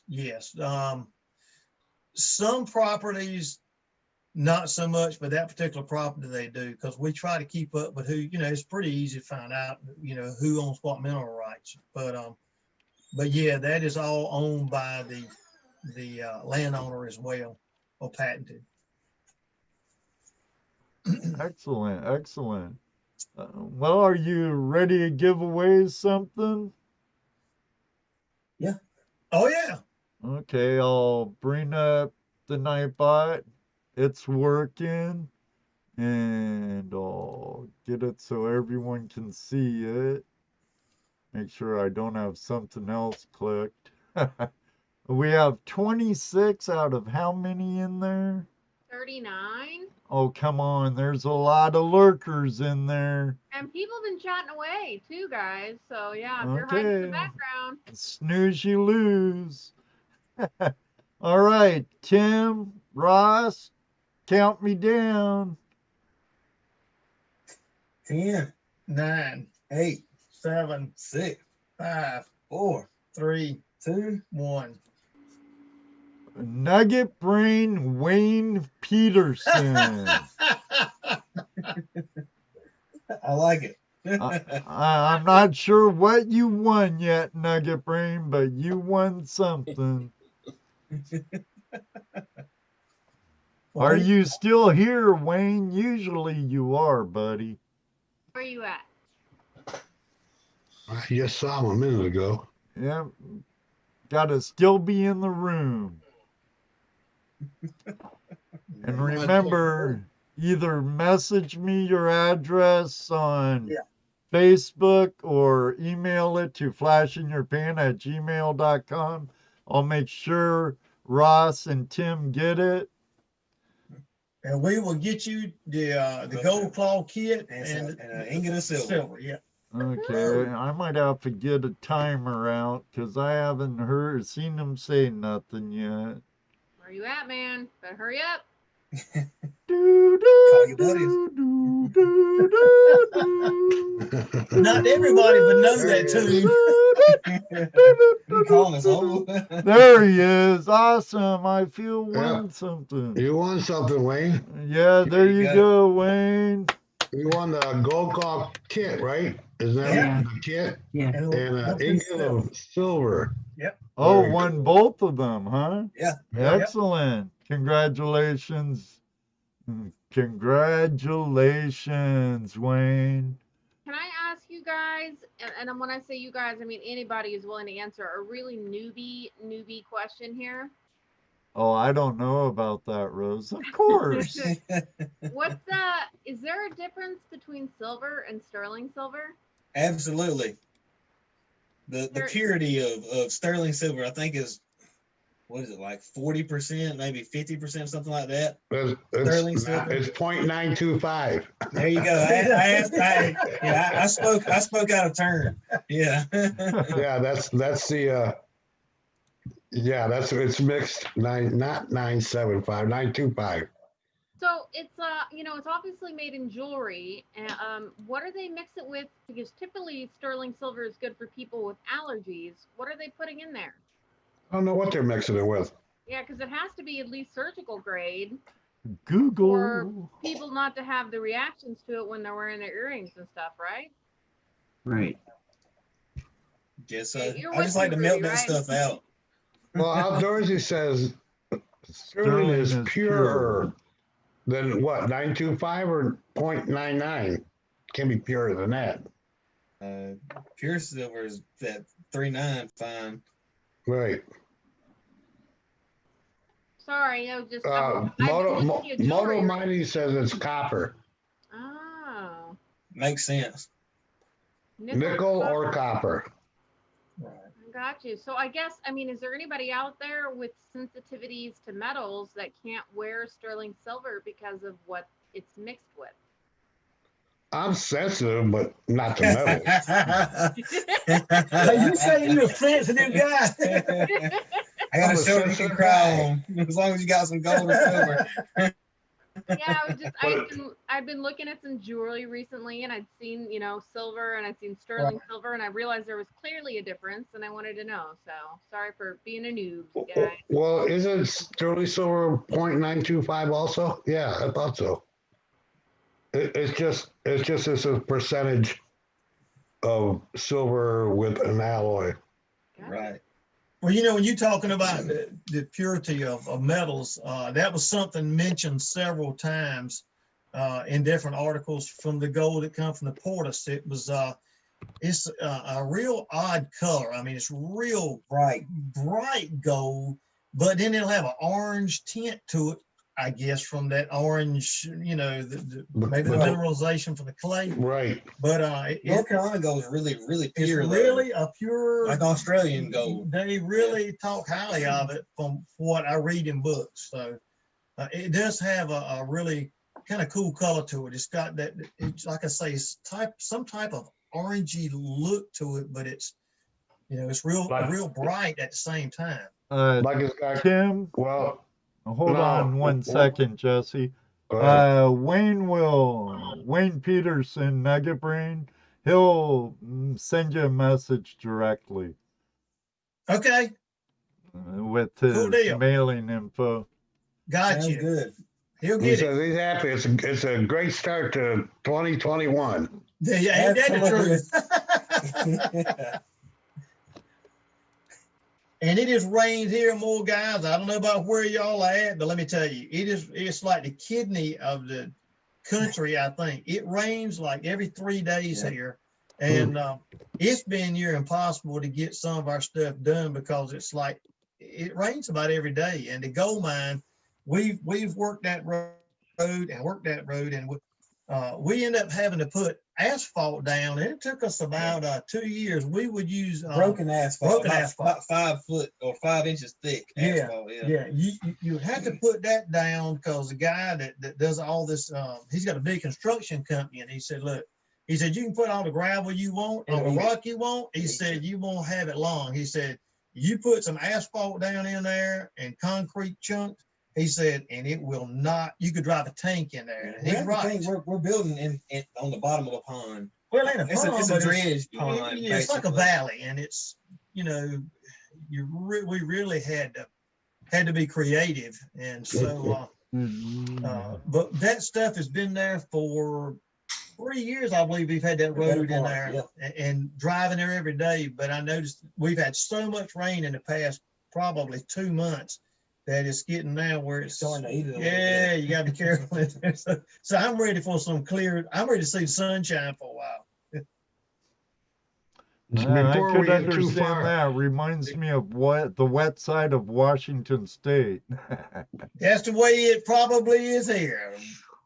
Before we get too far past this comment from Wayne. Yeah. Well, could you tell him exactly what he's won? He was away on a phone call. Yeah, a gold claw kit, one of the gold claw kits, and it's got a little bit of the gold in there to pan out as well, pay dirt, and a 1 gram ingot of 3/9 fine silver. There you go, Wayne. It wasn't an ounce gold nugget. Sorry.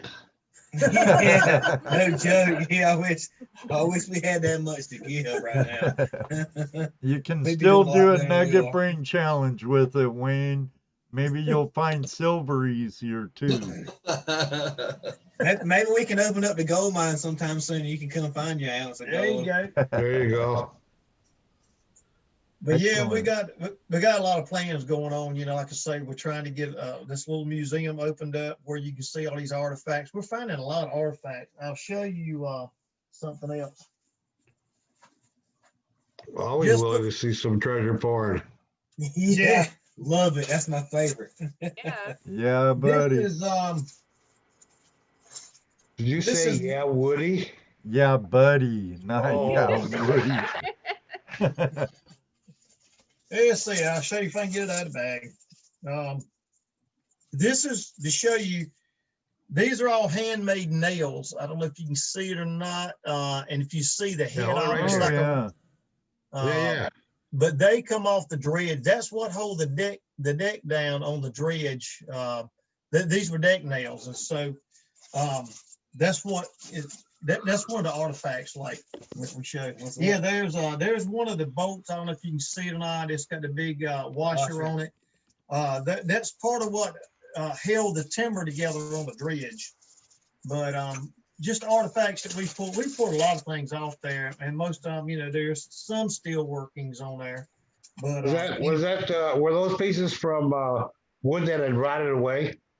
Yeah, the wood that was exposed and that was exposed over 100 years. It never Right. really got covered. So we can walk around on the property where the dredge is at, and the pieces that are exposed or were exposed of the wood that have rotted, the nails are still there, and some of the nails that held the boat together, or what, an inch in diameter, and probably you're talking about the bolts. The bolts, The yeah. bolts are like that there, right? Yeah, inch in diameter and probably what, 4 to 6 foot long. Some of them long. What they did was they had sharp rods and they would drive them through all these timbers, and then they would run bolts through it like he was just holding up, long bolts, and they anchor it all together. That's how they would bolt all that together. It was two different ways of fastening, and where we're finding a lot of this stuff since the beginning it was in the creek, and so that part was exposed because the creek, the little branch of water would be like 2.5, 3 feet lower than the shoreline would be, or the regular topsoil. Right. And so these trees are on it, man. There's like probably at least 20 trees or more on there that I know of. On top of the ship. Yeah, that's on top of it. And some of them are big as a car tire. 2 of the bigger ones are big as a car tire, to tell you how long it's been covered up. Because if you're talking about an oak tree, there's a couple of oaks on there that are pretty good size, and an oak tree that size grows slow. And for it to be that size, that ship's been covered up a good while for that to have happened. So that shows you how long it's been underground. So we want to get all those off. That's probably going to be the bigger challenge, is getting those stumps and root balls off the top of the hull without ripping the hull up. Yeah, and we've got an excavator, but like I say, getting in there is it's something you need to watch. Our show, whatever show it is, it's going to be an adventure. Yeah. Well, Wayne says, please rerun it and give it to somebody else. I already have one of those panning kits, and I have lots of 1-gram silver ingots. I always pay it forward. Sounds good. Well, that's mighty nice. Thank you very much, Wayne. Thank you. Very generous. Very. All right. And I had no doubt Wayne was going to do that. Really, because he's done it before. Oh, he's done it quite a few times, actually. Right. Yeah. All right. Count me down again, guys. 10, 9, 8, 7, 6, 5, 4, 3, 2, 1. Bam. Miss Laurel. Yay! I hear Rose giving you, Miss Laurel. Yeah, to the count of whatever to speak. Well, cool. Congratulations. I'm sure she'll pipe up here soon Yeah, enough. where are you at? I thought you'd be up sooner. Where you at? Yeah. Just chatting a minute ago. Yeah, she can't be too far behind. Hopefully she's doing the happy. I didn't see her leave say goodbye. Miss Laurel. Get a coffee break. Yeah. Or a Crown Royal break. Yeah, both of them are good. There she is. All right. Laugh out loud. Yeah, you won, girl. You won. Klint. I see Klint's in the house. Mr. Klint Gold. Washburn, good to see you. I can forward your P.O. box. Okay. All right. Sounds good. Hey, Klint. Let me get that out of the way and get you back over there. Oh, should have heard them talking about you, Klint. Most of it was good. It was mostly good. Yes, it was definitely mostly good. It was all good, boss. That it was. That it was. Yeah, like with you guys, Gold Claw and Klint Washburn has been good friends of Flash in Your Pan. Oh, for quite a few years now. Yeah. We got Yes. prototypes. That's how long we Yes, do. yes. Very Yep. good product, and we put it through the ringer, and it works. Definitely. We even did some live stuff with it, didn't we, Ed? Oh yeah, yeah. Yes, you'll definitely have to watch the replay, Klint, and comment. Make sure to comment. Definitely, definitely. So guys, oh sorry, Ed. Oh, go ahead, sis. Look, what got you into prospecting? What's your guys' story? We love to hear what did you guys do to get out there the first time that brought you to where you're at right now? Oh man. This right Yeah, here. look, it started out Man. looking, We you went know. fishing with a guy that was like, we can find fossils in this creek. We were like, you're full of it. Yeah, we didn't really think all this, you know. And we found one of those. He's like, I've been looking my whole life for a fossil that big. He's like, y'all got a horseshoe.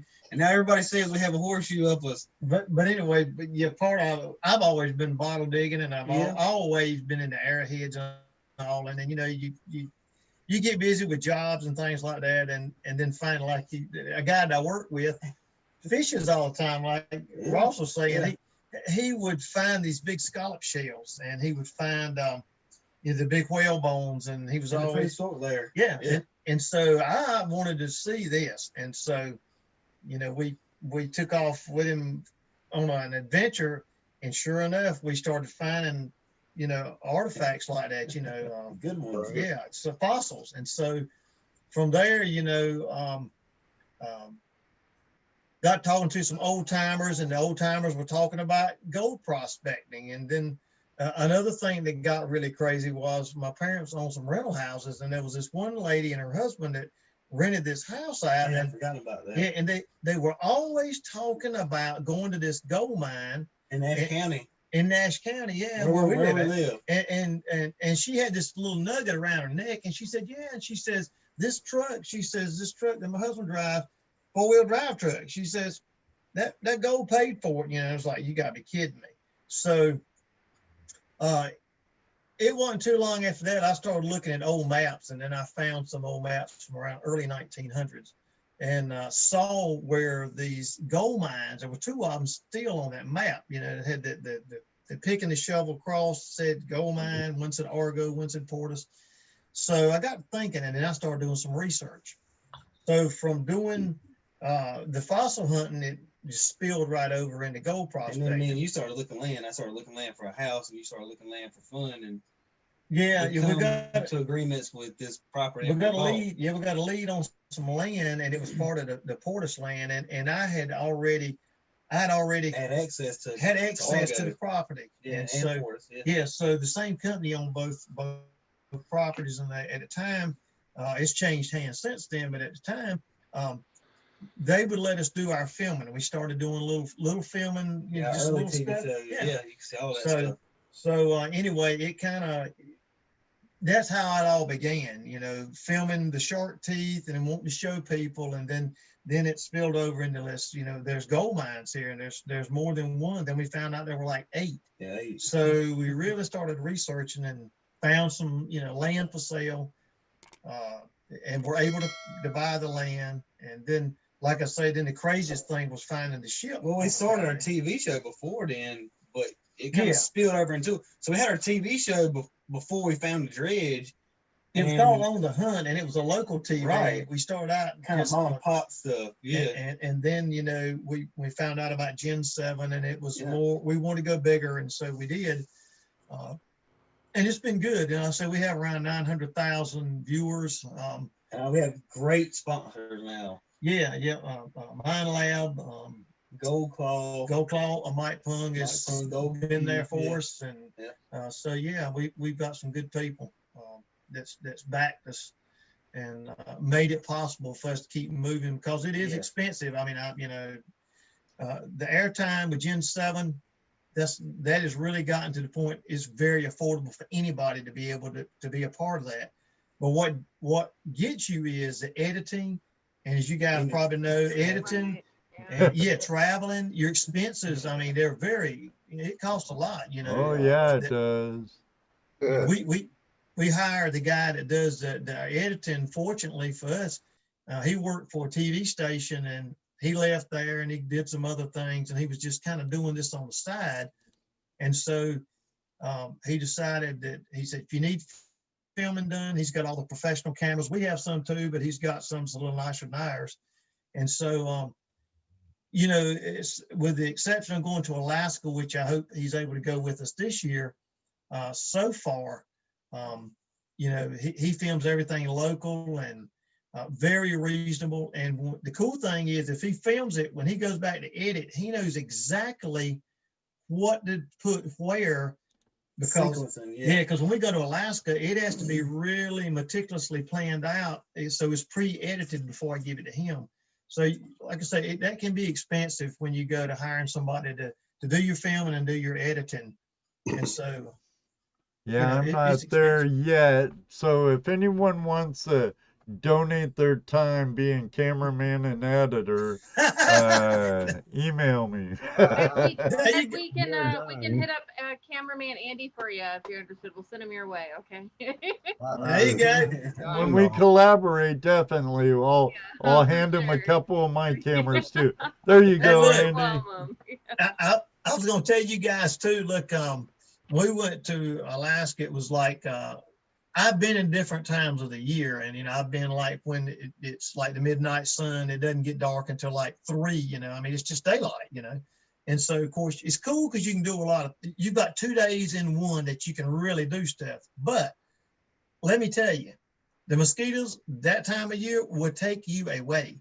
We, Mike Pung and myself went, Pam and us, he drove his truck up there, and I flew and met him up there, and that was one of the first ones we'd gone on. Ross went on that trip. But we were up there 30 days, and what we did was we went from Kenai Beach, Soldotna, Anchorage, Fairbanks, the Arctic Circle, or Circle, Alaska. Then we went to what is it? Kotzebue, which is past the Arctic Circle, just shortly stopped there, Nome and back home. But we spent a month up there filming, and so this year when we went, we didn't stay as long. But you know, of course, the COVID was a big deal. Traveling was just super aggravating. Well, you know, we got our paperwork together. We point blank to go to Alaska, you had to be tested within 72 hours before you got on your plane. When that plane lands, you had to be in compliance. And so you know, Ross went this particular trip, and so, you know, we got tested right before we left. We landed in it's funny, we landed in Anchorage to start with, and they said, oh, you've got to fill out different forms. You can't use those. You got to use something else. And these were Alaskan Airline forms, because that's who we were flying with. And so fill those out. Yeah, fill those out. Everything was cool. We get back on the plane. We headed to Nome. When we got to Nome, you got to fill some new ones out. Yeah, they said, oh, those papers aren't any good. It's like, look, we just left. Well, they won't work. Well, here's my paperwork. It says I've had this test done. So they charge you $250, $250 before you can leave that airport to get a COVID test per person. So wow. I mean, I've had the test, I got the paperwork, I got your rules. And so they said, well, we need you to fill out this form, this new form. So I did. So as soon as and they corral you just like cows into this, you know, into this tent. And so we go in there, you know, and so I filled out the form, he filled out the form, and they were like, well, you probably still should be tested. I turned right around. I said, you got to catch me, Jack. I'm going to get my suitcase. But there was another couple that had gone, and they were going to the same place. But they, I don't think, had been tested. And He said, man, I had to drop $500 before I could leave the airport Yeah. to get my luggage. That So was ridiculous. I'm telling you, when you go to, Expenses. yeah, when you go there, you better have your mess together when you go to Alaska, as long as this COVID mess is going on, because they are extremely strict about it. And so, you know, fortunately, And we try to be careful. We did all Yeah. the precautions and everything. Well, like we were cutting. That's funny too, because when we went to California, one of the things that I noticed when we went through the screening and all that, their biggest concern was everybody was wearing their mask. Oh In fact, while we were there, they did some kind of mask alert. You know, vascular. I mean, like did this drill. You know, for someone not having a mask, it was weird. I mean, they just passed our luggage through. I don't even think anybody looked at it. You know, it was just weird. It was a weird thing.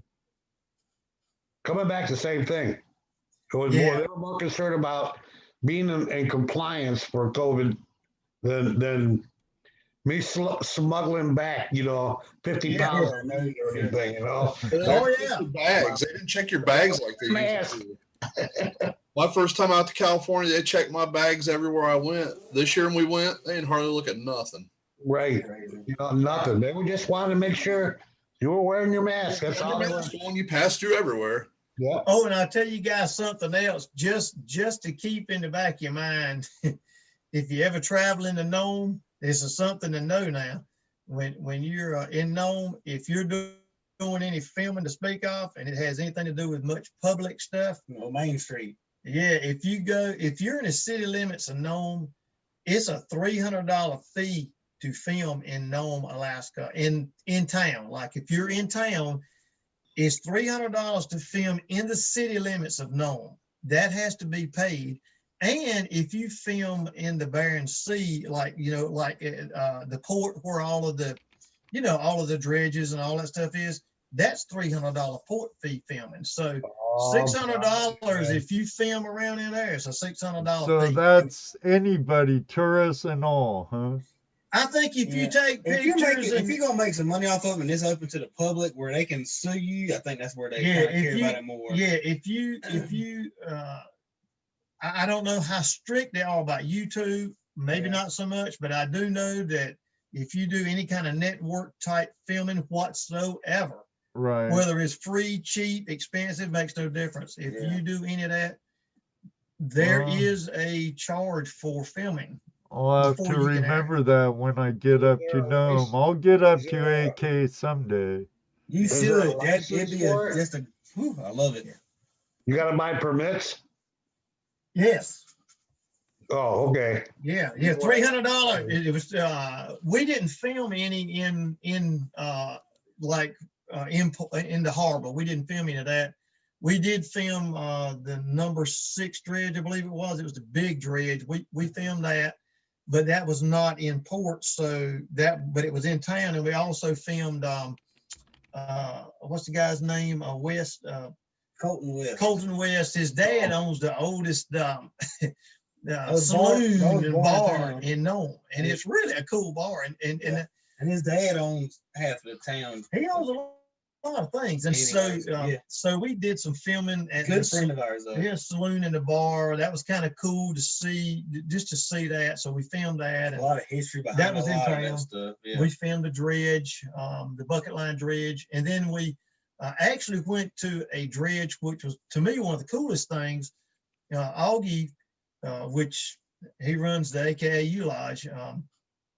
He had told me about this dredge. It was an old wooden bucket line dredge. I got to leave. I hate to leave everybody, but nice to meet y'all. I got to get up work tomorrow. Yeah, he has to get up in the wee hours of the morning. 4 in the morning. Nice seeing y'all. I'm not far behind you, Ross. We'll message you, man. We'll hit you up.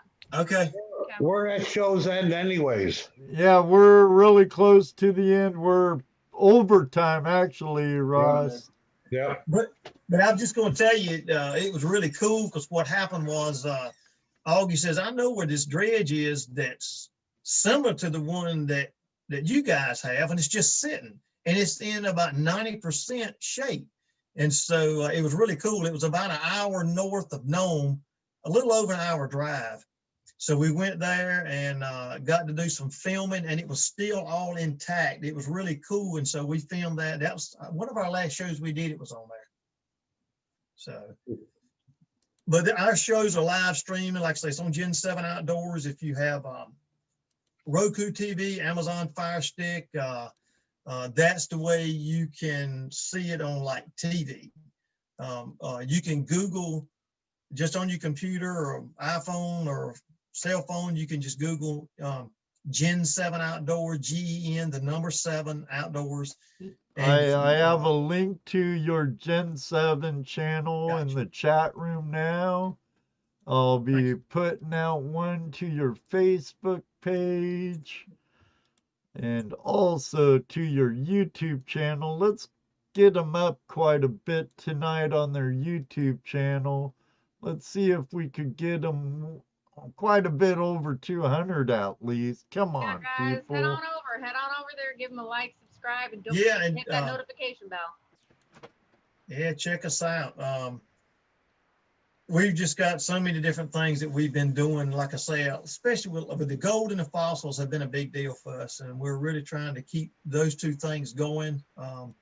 One kind of goes with the other. Like here, like when Mike comes down, Mike Poon comes, and a lot of people that are into gold, we always want people to come down, visit. You know, I'll be glad to show people, you know, our mine.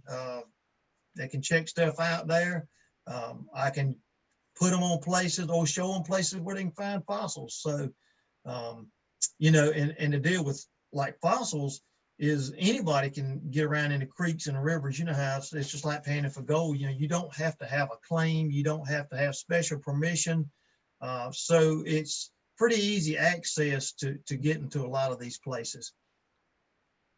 And Awesome. so that's two plentiful things in our area that, you know, are cool for people to do, you know, people to hunt and see. Right.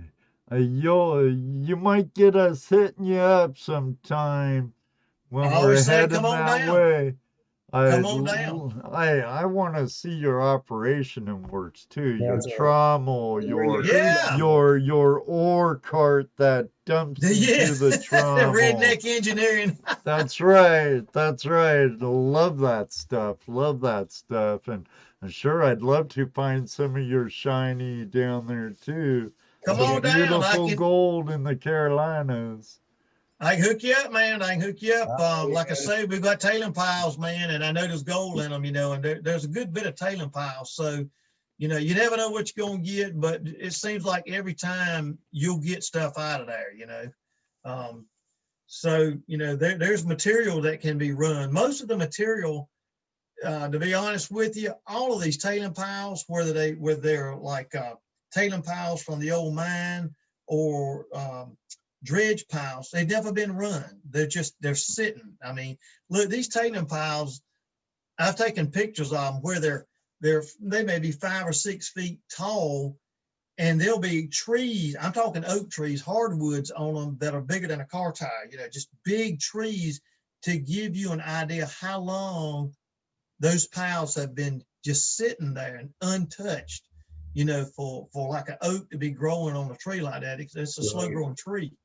So they haven't been touched. Our buddy David Villa says he's got a shovel. Come on. Klint says, I gotta go visit you. Yeah, I'm super excited for you guys to open up the mining experience, the camping experience. I think that sounds fantastic. Yeah, that'd be really cool. Field trip. Fun. Field trip. Yeah, I'll have to send you some pictures. I'll try to post some. I may do it tonight of some of the hookup that I got was really cool because I was looking a way to build a neat little museum, and man, of all things on like Facebook Marketplace, this guy on the way to the gold mine somehow or another gets all of this lumber, which is cull lumber, and lumber, I don't know about where you're at, but wood is extremely expensive right now. It is going very high. So it costs so much more to build anything now. So this guy has all this cool wood, and where it's from is log cabins. Like there's two companies that make log homes that's in the area, and I believe what happened is they'll have some that's got a split or a knot in it, and so this timber that's 16 feet long, it's 12, 14, 16 foot long timbers, and it's got that log facade, and we're just like 2.5 inches thick, and it's rounded, you know, looks just like a log, and you can nail it right to a wall, but it looks like the whole log. Right. So you pay $1 a piece for it. And I said, you can't beat it. So, man, I've been hauling logs. I've been hauling these I guess, sectional logs for probably a month now. I'll go like every 3 days and get a truckload, haul it to the gold mine, offload it. And so, you know, I was telling my son, I said, you know, they look so cool when you get them together. It's just such a cool look that we should do some, you know, some little cabins, because I have several people that stop that they just want that experience. It's not so much about the gold or anything else. It's just being in a setting where you can actually do that and get some gold as well. Right. So, and the friendships you kindle and the camaraderie around the fire and the thrill of the hunt. Yeah. And it's there. It's not like, you know, you're going to a place that is called a gold mine, but it's not really a gold mine. But this is all gold mine property. I mean, you can go out in the creek, black sand everywhere. And normally you can get some gold. You won't get a lot, but you'll get enough where you can find it in the pan all you want to. Now you will find some mercury in there as well sometimes, because it's you know, it's coming down off of an old gold mine. Is there any cinnabar,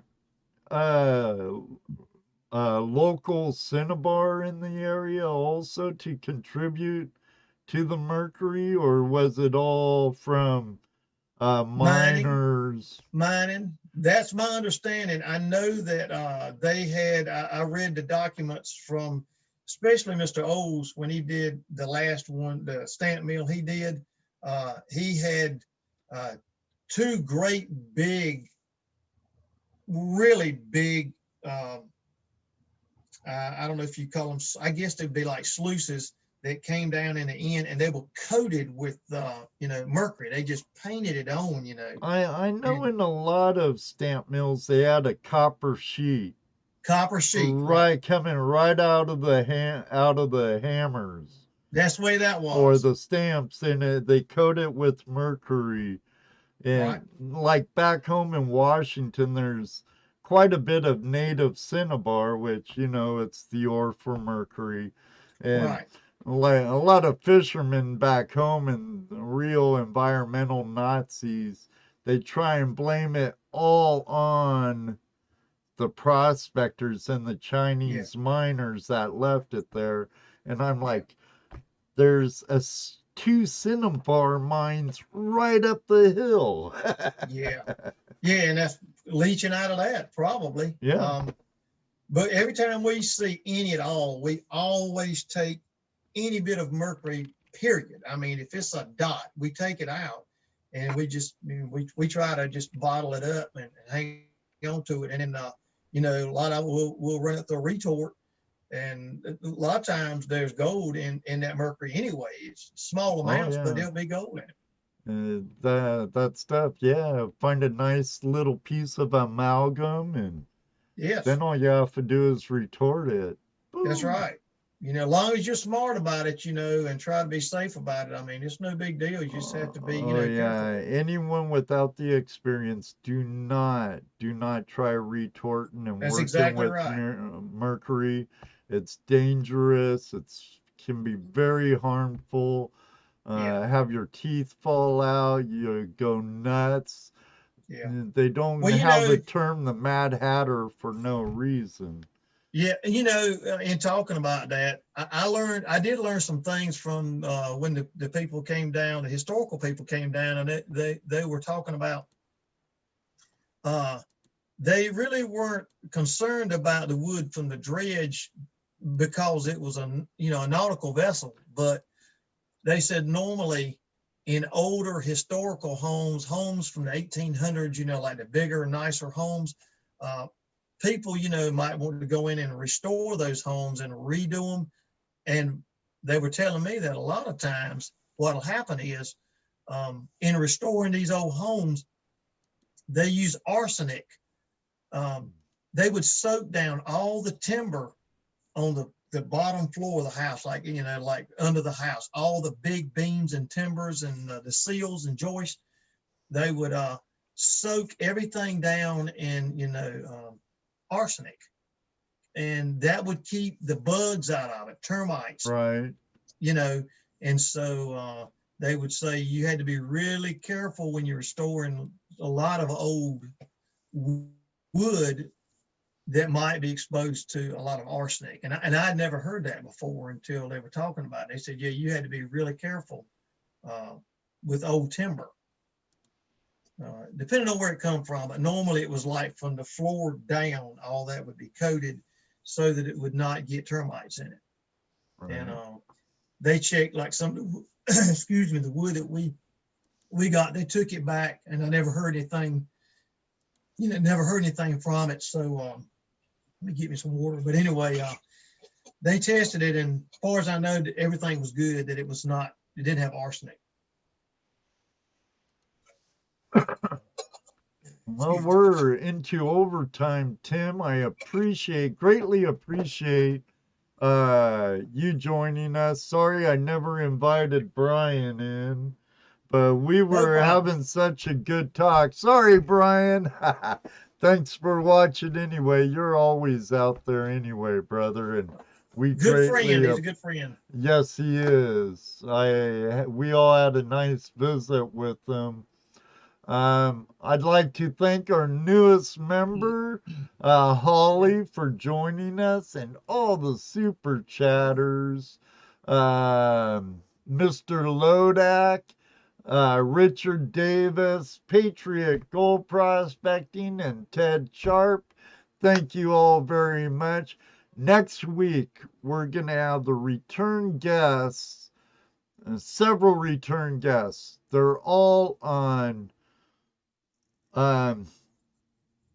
we have Jared from Adventures with Purpose. We have Sam from Sam the Adventure Man.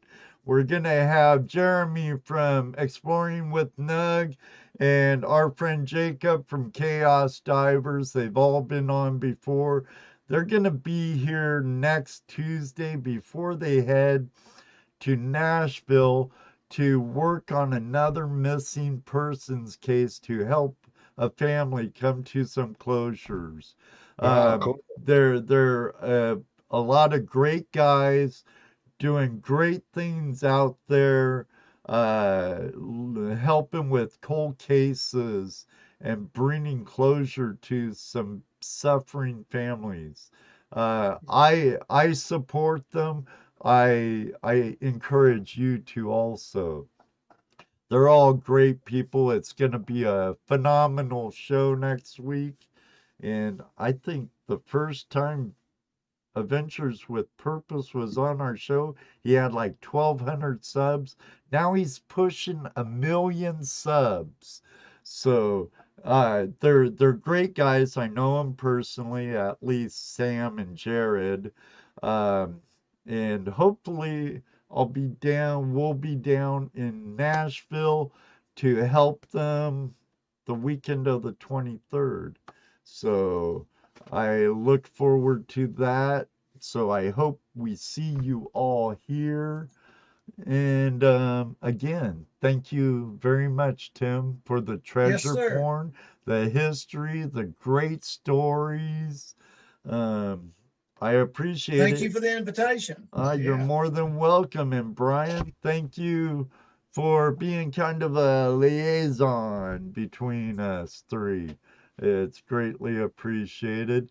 And hopefully one day, like I tell all of them, Tim, I hope one day I meet you on the river. Yes, sir. Come on down. You got an invitation. You all do, welcome to come down. I'll be glad to show you the dredge and all that stuff, be glad to. That'd be awesome. I know my better half would love it. She was saying, you need to get me more involved. Which, Well, there you go. There's a start. yeah, I kind of got havoc for the weekend we went detecting with you and Angela Rose. She's like, I would have liked to gone. And, Oh, we would have loved it. I mean, let's just do it again, and let's do it again soon, Ed. yeah, bring Andy, bring your better half, Yeah, the kids, Yeah. Judy, Barb, Ruby, just bam, one big flash bam thing. We Yeah, have when Mike Pung camp out.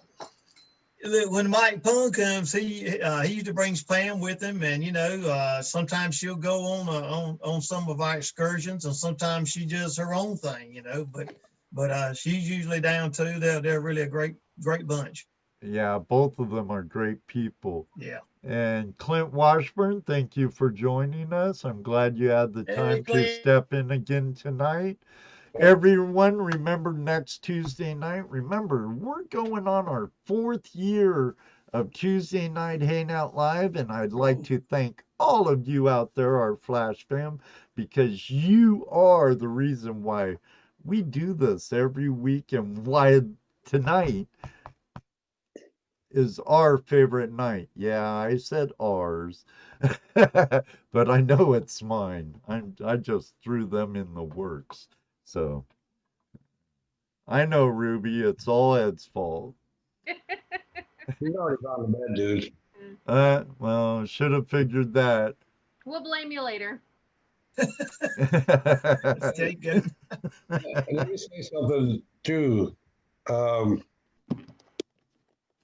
It's really nice, and it helps a lot if you people share on your Facebook page. Sharon's Karen.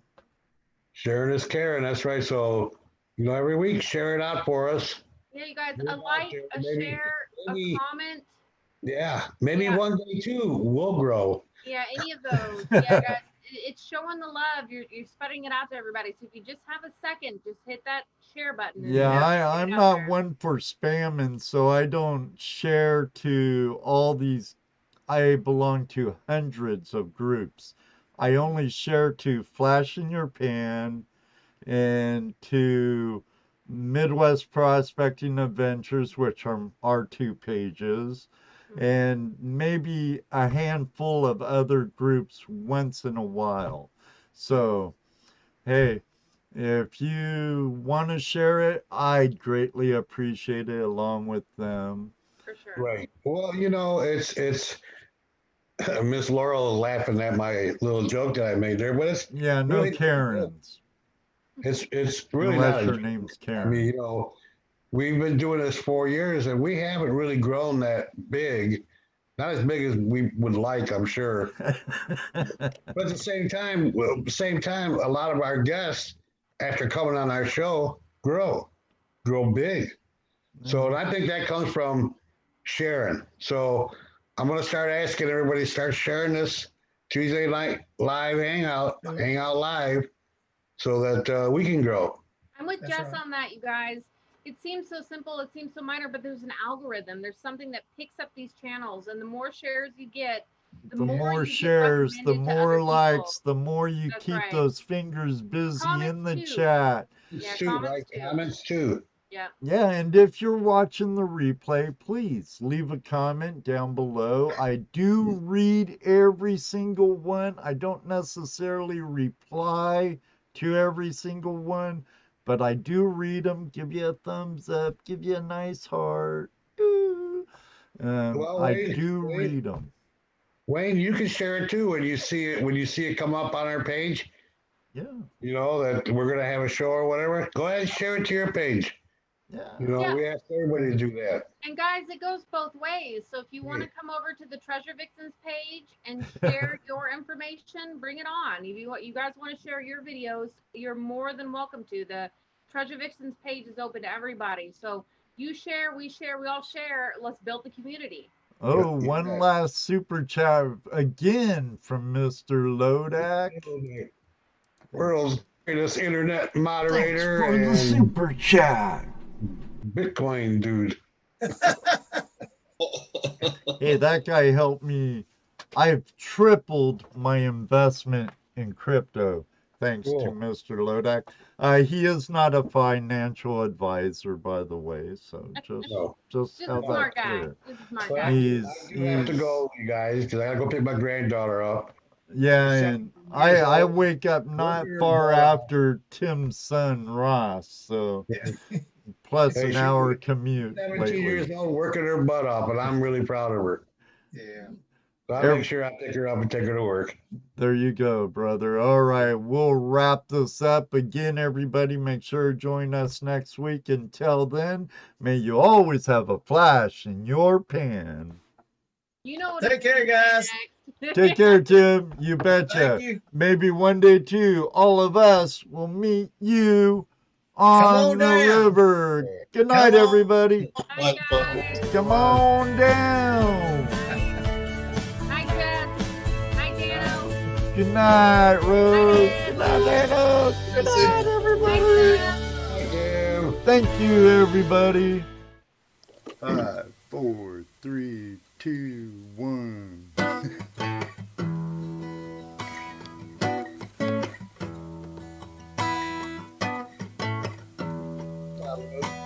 And keep hearing us talking. Sorry. No, that's okay. That's okay. It was still a little awkward. We're all like, night, night, night. It's like the Waltons. Good night, everybody. Love you all, Flash fam. Thank you. Rose, check.